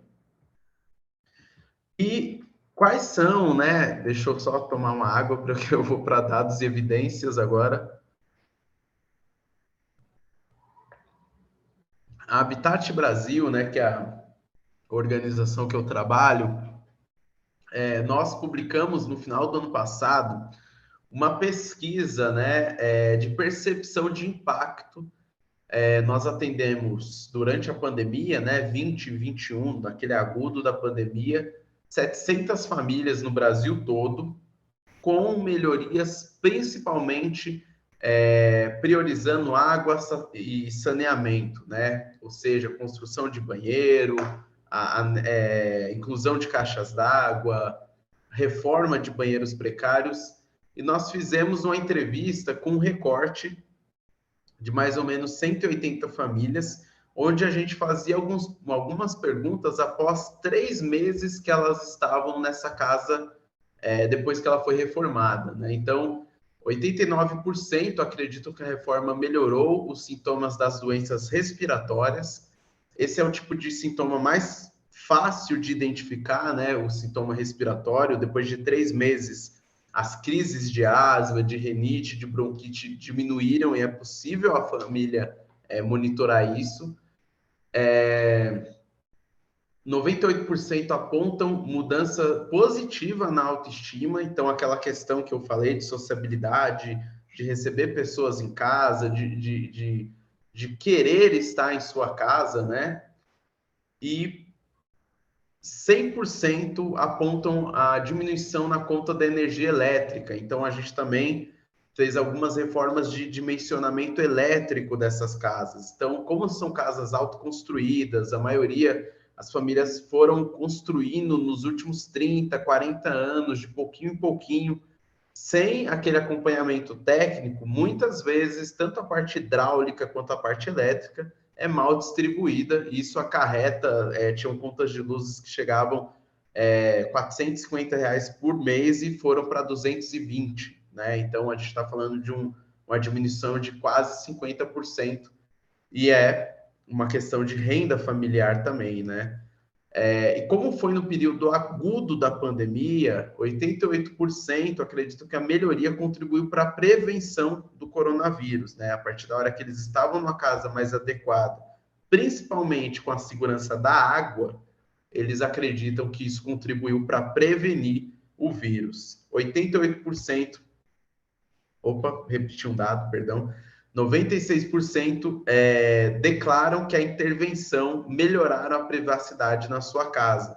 Então, a gente, aquela redistribuição de cômodos, às vezes o filho adolescente dorme no mesmo quarto que o pai e a mãe, ou a filha adolescente dorme no mesmo quarto que o padrasto. Então, a gente está falando de, às vezes, uma simples colocação de uma parede, uma redistribuição daquele cômodo, para melhorar a vida dentro daquela moradia, né? E aí, saindo um pouco dos dados e evidências do quão é importante, e essa pesquisa, gente, ela está acessível, né? Ela é de uso para todo mundo, né? Qualquer pessoa acessar e usar essa pesquisa para embasar alguns dados, embasar algumas políticas. Ela está no site da Habitat, né? É só vocês procurarem por pesquisa de percepção de impacto direto no Google, vocês vão acessar.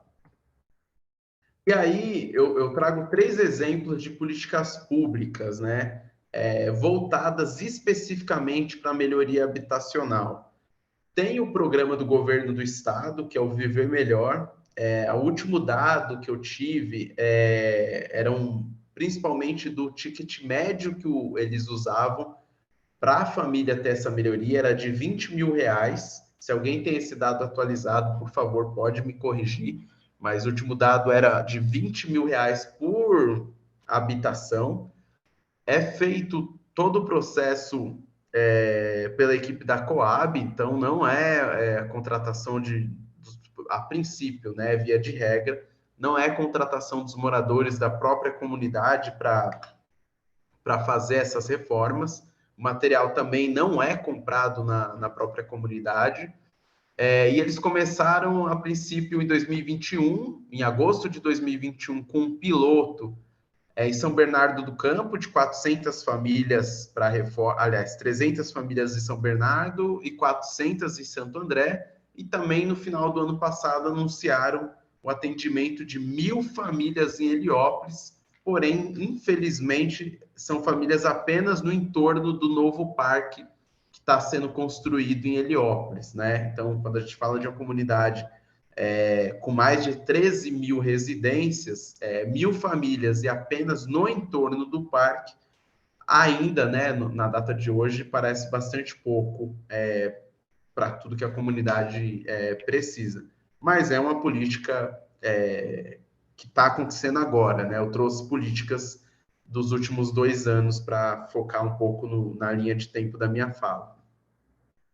Tem também o programa Na Régua do governo do estado do Rio de Janeiro, né, que está atuando desde o ano passado. Eles lançaram um censo próprio, inclusive, do levantamento que eles fizeram das precariedades nas favelas do Rio de Janeiro. Esse censo vocês conseguem acessar na página do próprio programa. E eles também já começaram, né, além do projeto, também a obra, né? Eles fazem a obra.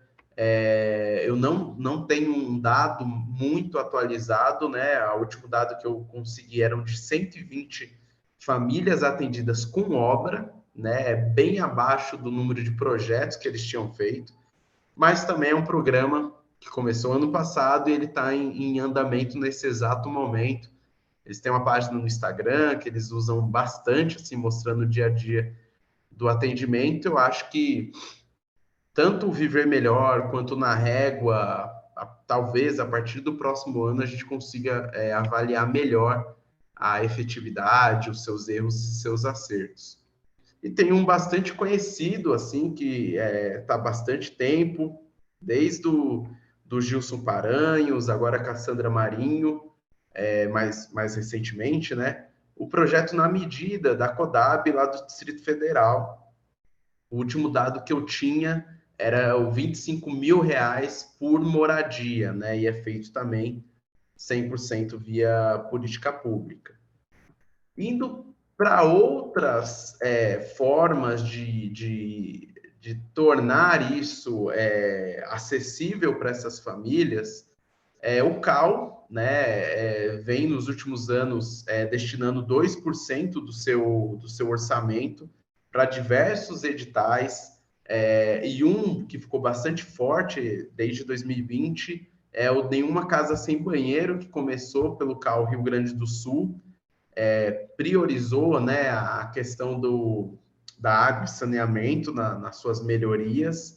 Eu não tenho um dado aqui atualizado de quantas famílias foram atendidas, eu não posso chutar para não ser leviano, o dado que eu tinha era do ano passado, mas é uma entre diversas ações do CAL que mostraram formas, né, sem ser de política pública, por mais que tenha ali uma relação com a prefeitura local, na seleção das famílias, mas o recurso não é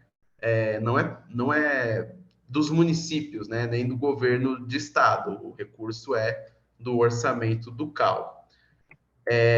Tem um outro movimento desde 2013 que está crescendo bastante, que é a questão dos negócios de impacto.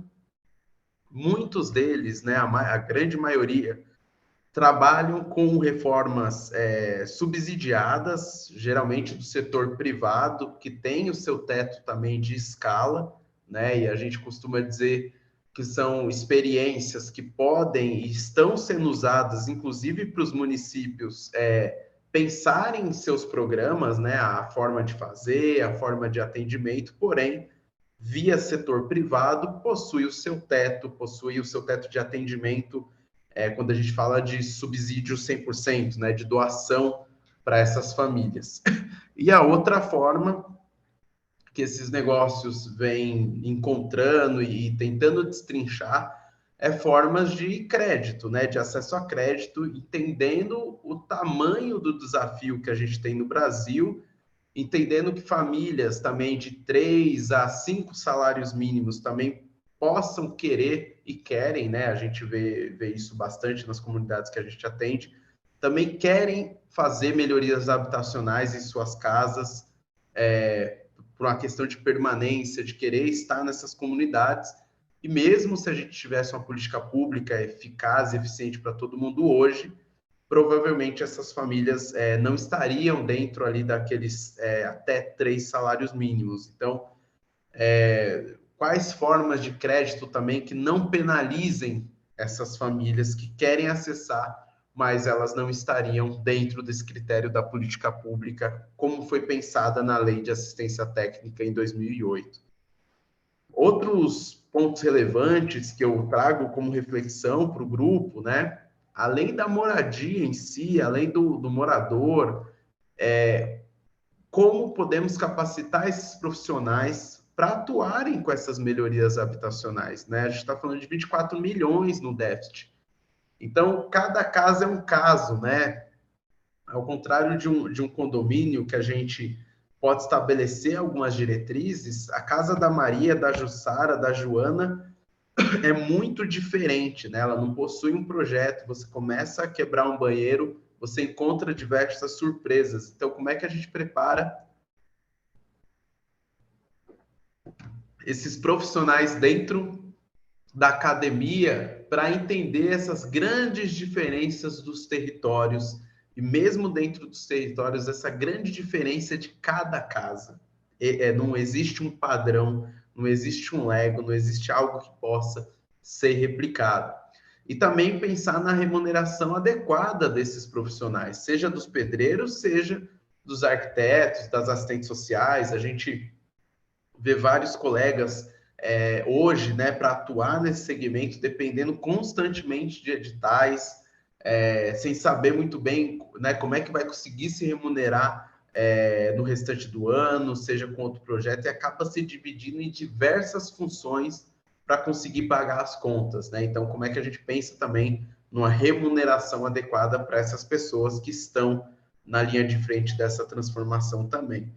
O desenvolvimento de mão de obra local, né? Qual é o legado que a gente deixa, principalmente nós como organizações sociais, que às vezes não somos do território. Então, qual o legado quando a gente decide sair desse território, quando o ciclo acaba, qual é o legado que a gente deixa? Seja a mão de obra capacitada, moradores sensibilizados para entenderem sobre os seus direitos, qual é o legado que nós deixamos? Desenvolvimento do comércio local. Então, a gente tem falado muito do preço social. A gente não pode pagar o mesmo... aliás, a gente não pode pagar um preço superior na lata de tinta na periferia do que a gente paga nos grandes centros. Então, como é que a gente pensa num preço social? A gente aqui não está falando de doação, mas sim de não penalizar o morador pelo CEP, caso ele tenha condição de comprar o próprio material. Para os moradores que podem e querem pagar pela sua reforma, como ter um crédito não punitivo, né, que não vai endividar ainda mais essas famílias, né? A gente hoje não existe um crédito para essas famílias conseguirem acessar de forma a não penalizá-las. Então, o próprio Minha Casa Minha Vida tinha um subsídio de diferentes faixas, né? Tinham as famílias mais vulnerabilizadas, que tinham um subsídio quase de 100%, tinham famílias que pagavam 30%, 70%. Então, dentro das melhorias habitacionais, como é que a gente pode pensar também em diversos segmentos de faixa para que todos e todas consigam acessar de alguma forma esse direito? Tem a questão da educação financeira e o acompanhamento social das famílias atendidas, né? Indo para a minha conclusão, estou olhando aqui no meu cronômetro, eu passei 2 minutos já, mas agora eu vou concluir, né? Desde a aprovação da Lei de Assistência Técnica em 2008, né, nós tivemos poucas ações em nível nacional, né, envolvendo o poder público. Porém, entidades como o CAL, a Artemisia, são exemplos de fomento ao atendimento das famílias de baixa renda através da reforma. Como eu falei, o CAL tem destinado, né, 2% do seu orçamento anual, mas reforça o ponto que a Ivaniza trouxe, né, do piloto, eu até acho que o piloto é importante, porém, como é que a gente consegue passar desse piloto para uma política pública? Como é que a gente consegue passar desse piloto para a escala que a gente precisa? As famílias estão ficando doentes dentro das suas próprias casas hoje.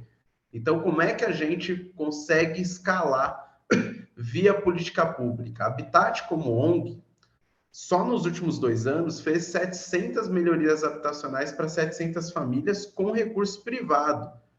É mais do que o Viver Melhor junto São Bernardo e Santo André para aquele primeiro piloto, que é uma política pública do governo do estado. Então, a conta não fecha, né? A gente precisa provocar isso. Aí tem uma outra questão, né? Não podemos pensar em assistência técnica apenas como projeto. As famílias querem construir, comprar o material e precisam de apoio técnico, né? Então a gente fala muito do projeto, que é importante, porém, quando a gente fala de melhoria habitacional, um projeto na mão dessa família, sem o acesso, é só um projeto que ela vai engavetar e vai ficar naquela frustração de não conseguir fazer nenhuma melhoria na sua própria casa. Quando entendemos que o morar, né, em condições que agravam a saúde, entendemos que não estamos falando apenas de 4 paredes e do ser individual, estamos falando do quanto isso impacta no coletivo. Faz parte do pacote de soluções pensar em como envelopar o acesso à mão de obra de qualidade, material de construção com preços competitivos, sem o recurso sair da própria comunidade, né? Por fim, a mão de obra dos territórios vulneráveis é majoritariamente masculina. É necessário estruturar a inclusão de mulheres no processo e capacitá-las para atender outras mulheres, inclusive. Eu acho que é isso, né? Eu deixo essa frase final. Estou ficando sem voz, eu acho que esse é o aviso para eu parar. A pandemia trouxe o olhar da população brasileira para dentro da casa, da população que vive em favelas. Pela primeira vez, tantos setores falaram da importância do lar digno. O que aprendemos com esse momento, né? Acho que é isso. Eu deixo o meu obrigado.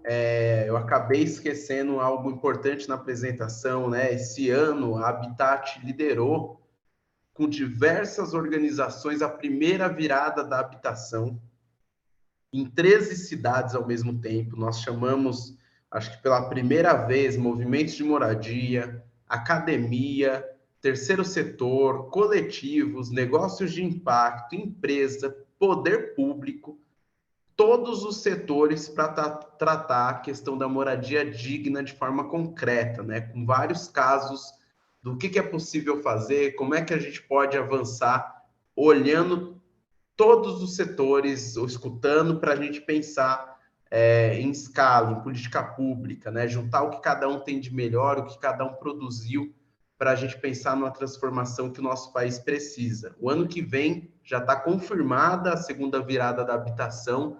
Ela vai acontecer em 26 cidades no último sábado de agosto, por conta do mês da habitação. Mas isso eu posso, quem quiser fazer as perguntas, está aqui meu e-mail também, meu telefone. E é isso, gente. Muito obrigado e desculpa passar um pouquinho o tempo.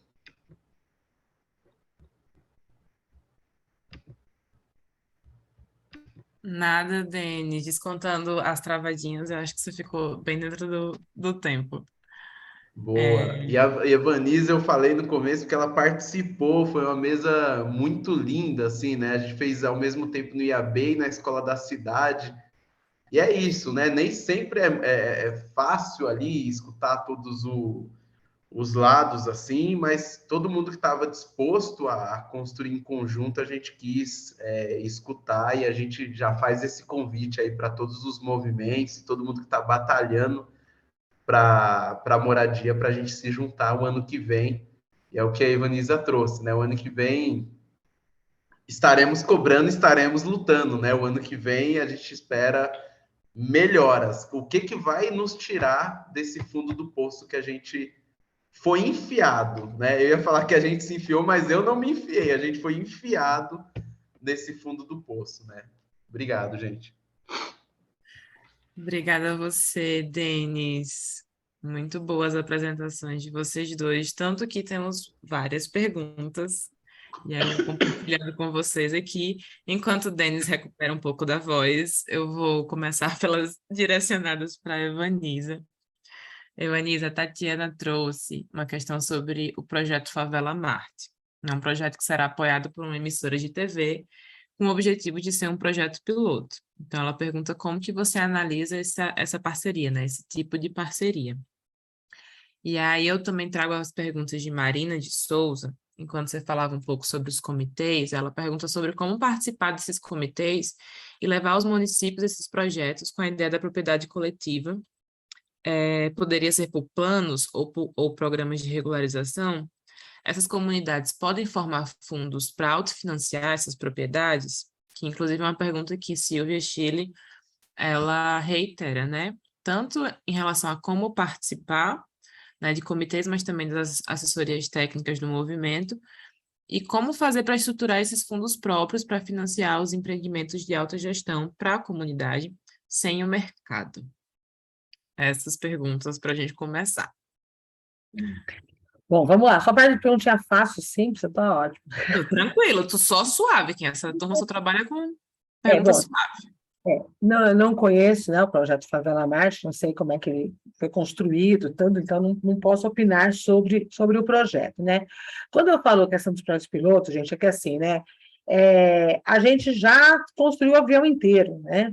Então, tem experiência acumulada no Brasil, nos movimentos sociais, nas ONGs, na universidade, tudo, né? Para essas coisas não precisarem, a gente está sempre começando do zero. Né? Outro dia eu ouvi numa reunião com o secretário de habitação de um município, né? Coisas que eu ouvia, gente, há 30 anos atrás. Olha, eu já não tenho mais 20 anos, não vou mais ouvir as mesmas coisas, não tem o menor sentido. Ah, as pessoas não têm capacidade. Ah, o movimento não tem capacidade de gestão. Ah, o recurso tem que ter controle, senão as pessoas roubam recurso, sabe? São, assim, preconceitos contra quem constrói essa cidade todos os dias. Então, eu acho que a gente precisa ter um salto mesmo. Os projetos experimentais, pilotos, feitos pelas universidades, feitos pelas ONGs, né, eles servem como modelagem, né? Modelagem, mas ele tem que ser escalado, senão a gente gasta, né, uma energia enorme, né, e não percebe que isso vira um acúmulo para a sociedade, né? Pode até resolver o problema de um grupo de famílias, mas não gera um acúmulo para a sociedade. Então, é um pouco nesse sentido que eu estava falando, né, dessas questões. E, claro, né, a gente tem experiências muito interessantes com parcerias diversas, né, seja de ONGs, seja de empresas, de fundos sociais, de ONGs internacionais, né. Na minha concepção, ela sempre é muito bem-vinda quando ela te ajuda a alavancar uma coisa maior. Então, para começar alguns projetos, então tem a política, está difícil de acessar, tem um recurso público, está difícil de acessar, usar o recurso para alavancar essa política, para alavancar esse acesso, né? No meu entendimento, pode ser mais interessante, porque você gera um acúmulo de capacidade naquele movimento, naquela organização, que vai servir para outras empreitadas, né? Se é possível, né, pensar em comitês locais, né, nos municípios. A gente entende que sim, porque é importante você formar, né, uma cultura também nas legislações municipais. A Constituição brasileira tem muita, né, tem um foco municipalista, especialmente na gestão do território. Então, municípios podem criar leis locais, tanto para fazer a regularização fundiária, para como essa regularização vai ser feita, né? A gente, infelizmente, tem poucas experiências, mas muito importantes, experiências de titulação coletiva, né? Tem alguns quilombos titulados coletivamente, algumas comunidades que conseguiram, né, depois de muito ano, de capião coletivo. Eu acho que vale a pena revisitar essas experiências, né, e trazer para o nível local, porque isso está previsto em lei, não há nenhum impedimento para que seja feito. O impedimento mesmo é a nossa cultura política, né? E aí, né, a gente, como participar, a gente, né, no caso, os vários movimentos têm sede no Brasil todo, né, em vários estados, né, a União está presente em 17 estados. Convido aí para conhecer nosso site, né, www.unmp.org.br, depois eu deixo no chat, e a gente sempre tem essa vontade de ir ampliando, de ir trazendo gente, chamando gente, né. Sobre o autofinanciamento, eu vou falar a mesma coisa do que eu falei sobre a participação desses parceiros, né? Eu acho que eles são muito interessantes para alavancar uma comunidade que quer começar do zero, quer se capacitar para poder acessar recurso público, quer fazer um projeto, né, para ir buscar recurso. Agora, autofinanciar a produção da habitação, a compra da terra, a legalização da terra, o projeto, o licenciamento, a construção, né, é economicamente, para a população de baixa renda, inviável. Você até consegue fazer isso, cooperativas de habitação, para uma renda média, de famílias que têm uma renda média, que podem buscar um financiamento bancário e tudo. Agora, para famílias de baixa renda, essas experiências para nós têm sido quase praticamente impossíveis. Agora, o autofinanciamento, para fazer o projeto, é uma coisa que a gente faz muito. A gente vai né, se autofinancia para fazer o projeto e aí busca recurso público, né? E as assessorias técnicas, né, acho que eles falam um pouco da dificuldade, da importância, né? Ou seja, infelizmente, nós não temos políticas lineares. Então, acontece isso. Você tem momentos que tem política, tem momentos que não tem política, o projeto começa, o projeto não continua, né? E é muito difícil manter equipes, né, de trabalhadores, e lembramos que são trabalhadores, né? Trabalhadores da arquitetura, da engenharia, do trabalho social, do direito, prestando assessoria permanentemente, né? Então, com certeza, uma alternativa é a articulação. Aqui a gente trabalha, né, com organizações com ONGs, com cooperativas de trabalhadores, né, que acabam sendo esses parceiros para fazer assessoria técnica. É isso. Ixi, acho que ela caiu. Eita, Sara? Acho que ela caiu, pessoal, só um momento. Vou mandar mensagem para ela. Não sei se o Denis viu algumas perguntas para eles aí.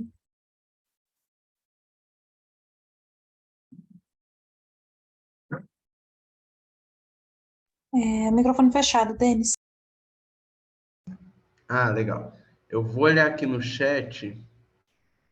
Deixa eu voltar. Ai, que bom, muita gente, que bom, entre aspas, né? Muita gente participou na pergunta lá da rinite, da bronquite.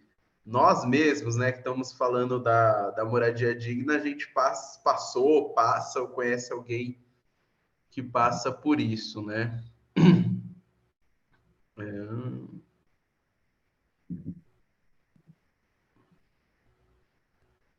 Deixa eu ver a partir de onde... Ah, legal. Eu vou responder sobre a metodologia que vocês perguntaram. Foi o Geilson Sampaio que perguntou a metodologia para fazer a escolha dessas famílias que serão beneficiadas pela intervenção. A gente sempre parte, gente, do princípio que das comunidades que a gente trabalha, já tem outros atores locais trabalhando, né? Eu vou usar o exemplo de novo aqui de Heliópolis, tem a UNAS fortíssima, né, em Heliópolis, tanto com programas de educação, né? Tem, se eu não me engano, 11 CCAs, eles trabalham com 6, né? Não é à toa que Heliópolis é conhecido como bairro educador. Então, o primeiro filtro, já que é uma comunidade enorme, vem principalmente das próprias associações, porque muitas vezes eles atendem aquela criança no equipamento de educação e o professor ou o diretor desse equipamento sabe que aquela criança ela passa por uma situação de vulnerabilidade, ou o centro do idoso, por exemplo, né? Sabe que aquele idoso, quando ele volta para casa, a casa dele é bastante precária. Esse, via de regra, é o primeiro filtro, quando as comunidades que a gente está trabalhando possuem uma associação ou um movimento local forte, né? Um movimento validado localmente. Agora, mesmo assim, é um filtro muito grande, né? Perto dos nossos recursos, como eu estava falando, com a Evanisa, que é um recurso limitado, né? Eu comparei ali ao Viver Melhor, só para comparar, né? Uma política pública, nesse recorte, fez o mesmo tanto que uma ONG, né? Que vai buscar recurso privado, recurso de edital. Mas, para conseguir chegar nessas famílias, a gente usa 2 pilares.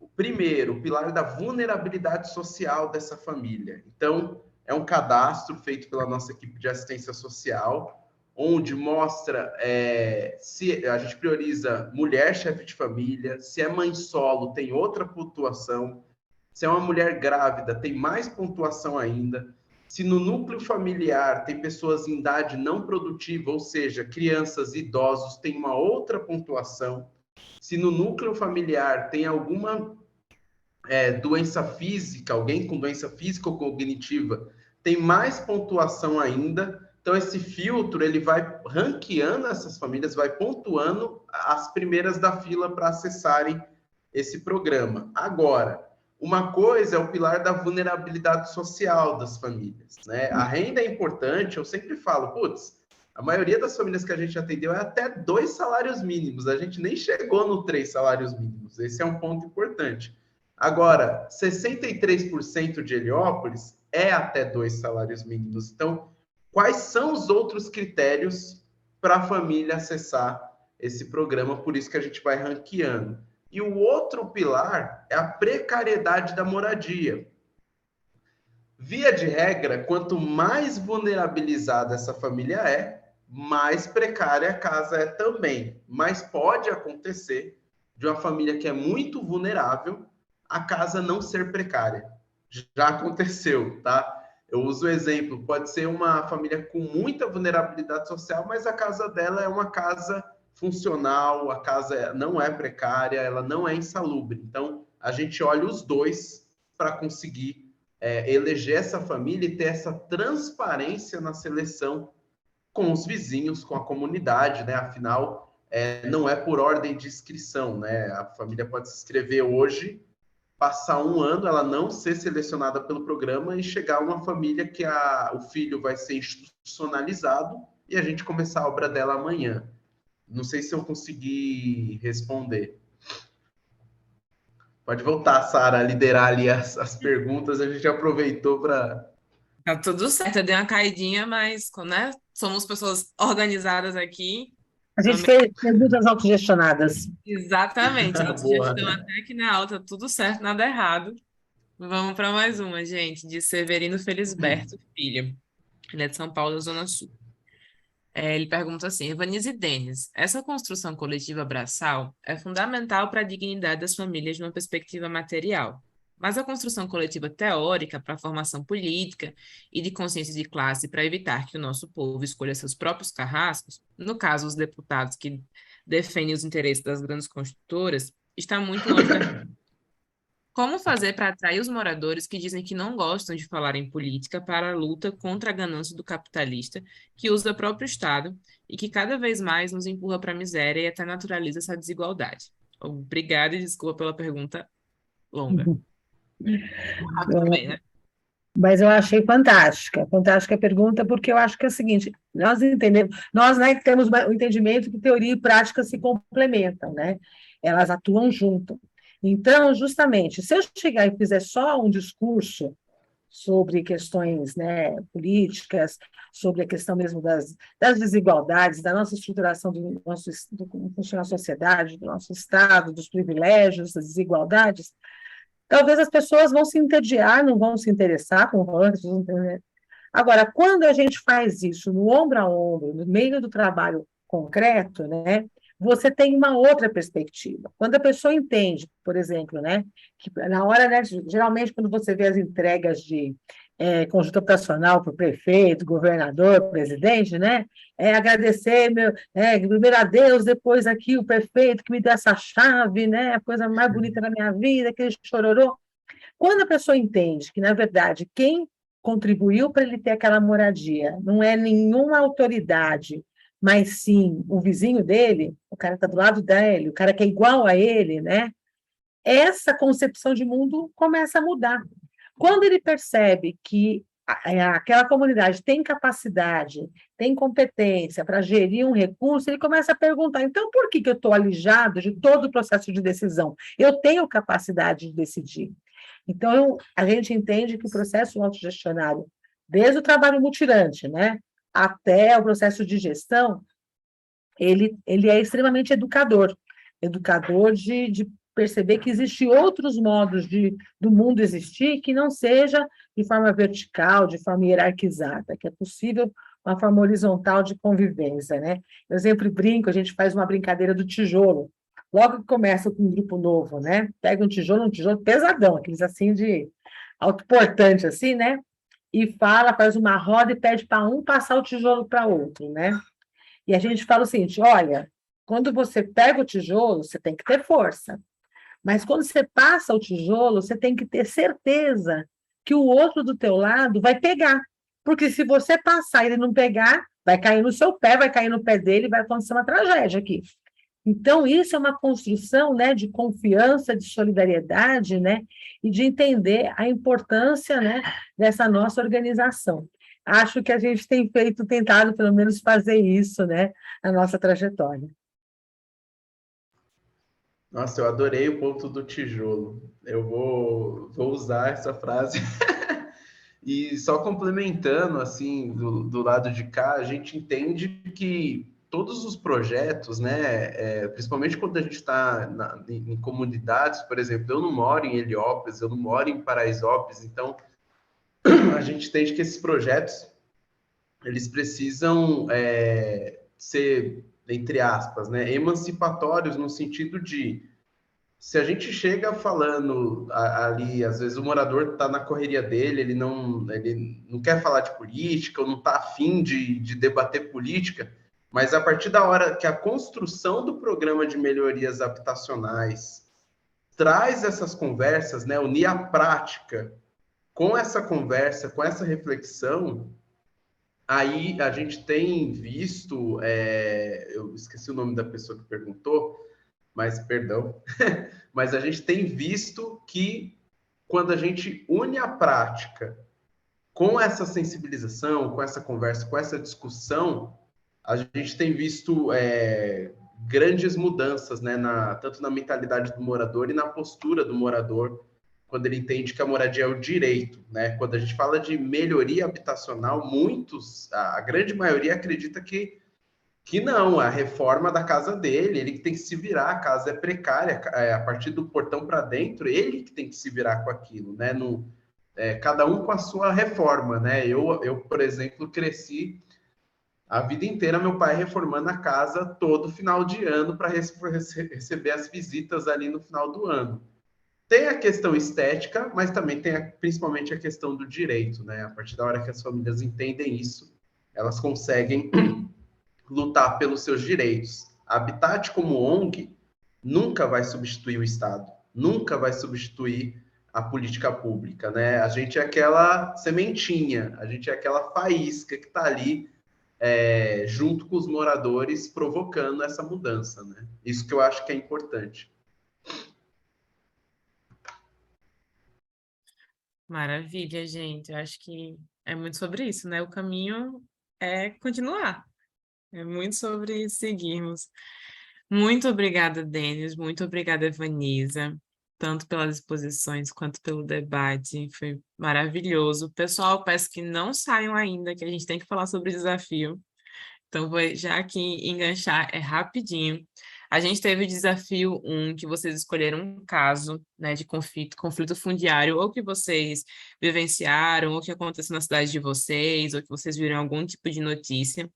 E aí, para o segundo desafio, vocês vão continuar com esse caso, se quiserem, mas também se quiserem escolher um outro caso de conflito fundiário, também pode. O importante é que a gente vai articular esse caso escolhido de conflito fundiário com temas das nossas aulas. Então, a gente vai enviar para vocês um formulário, que nem naquele mesmo modelinho do formulário anterior do desafio 1. E nesse formulário, vocês vão escolher uma estratégia que tem a ver com os temas das nossas aulas. Então, vocês vão escolher entre os temas de mediação de conflitos, incidência institucional, organização comunitária, comunicação e outros. Depois que vocês escolherem uma dessas estratégias temáticas, vocês vão comentar como que essa estratégia poderia acontecer no caso que você escolheu. Então, por exemplo, você escolheu falar sobre comunicação. Então, você vai pegar o caso escolhido e pensar estratégias de comunicação que poderiam ser aplicadas a esse caso, desenvolvidas nesse caso. E aí, por favor, desenvolvam, né? Para além de pensar, por exemplo, o movimento ou a ocupação poderia ter um planejamento de comunicação nas redes sociais. Vão um pouco além no exercício, e o que seria esse planejamento de comunicação, por exemplo? Seria para compartilhar tais fatos, né, com tais tipos de materiais a gente quer estar, tanto no Instagram, mas também no WhatsApp, e aí desenvolver essa ideia. De novo, no formulário vocês vão retomar o caso que vocês estão trabalhando, escreve qual é o caso de conflito que vocês escolheram. Depois, selecionam uma estratégia. Então, a gente quer incidência institucional. Então, escolher a incidência institucional, depois vocês vão descrever que estratégia vocês podem desenvolver ou poderiam desenvolver naquele caso para incidir institucionalmente. Então, como é que a gente poderia pressionar o poder público para uma questão que aquele conflito, aquela comunidade, aquela quebrada está vivendo? E aí, assim, tem todos os temas estratégicos das nossas aulas. A gente pediu que vocês escolhessem pelo menos 2 estratégias. Então, vocês vão fazer esse exercício 2 vezes. E colocamos uma terceira para quem tiver a fim de pensar uma terceira estratégia também. A gente vai compartilhar com vocês o formulário. Bárbara vai disparar para todo mundo. Acho que ela já até botou aqui no chat. Mas depois também ela vai enviar para todas, todos e todes para a gente pensar essas estratégias e, enfim, como que a gente pode estar botando em prática os aprendizados aqui do curso. Tá, vamos liberar o formulário. João Vitor falou que ele tá privado ainda, a gente já libera, então, terminando aqui. E vamos disparar o e-mail. Certinho? Gente, de novo, muito obrigada. Qualquer dúvida sobre a atividade, escrevam para o e-mail da escola, mas também tem o grupo do WhatsApp de interação sobre as apresentações que vocês sempre perguntam. Se Denis e Evaniza liberarem, a gente com certeza compartilha com vocês. E aí, é isso, gente. Muito obrigada, Denis. Muito obrigada, Evaniza. Foi maravilhosa a aula. Muito obrigada, turma, aos 85 pessoas que estão aqui com a gente até as 9h02 da noite. E muito obrigada, Bárbara, pelo apoio de todas as aulas. É isso, gente. Vamos que vamos. Vamos controlando a ansiedade durante essa semana. Eu sei que é difícil, mas vamos, né, cuidar desse coração para a gente, segunda-feira, domingo, fim do dia, poder estar comemorando, todo mundo, né, Sim. respirando um pouco. Bora pra rua, bora pra rua. Obrigadão, gente. Adorei. Gente, até mais.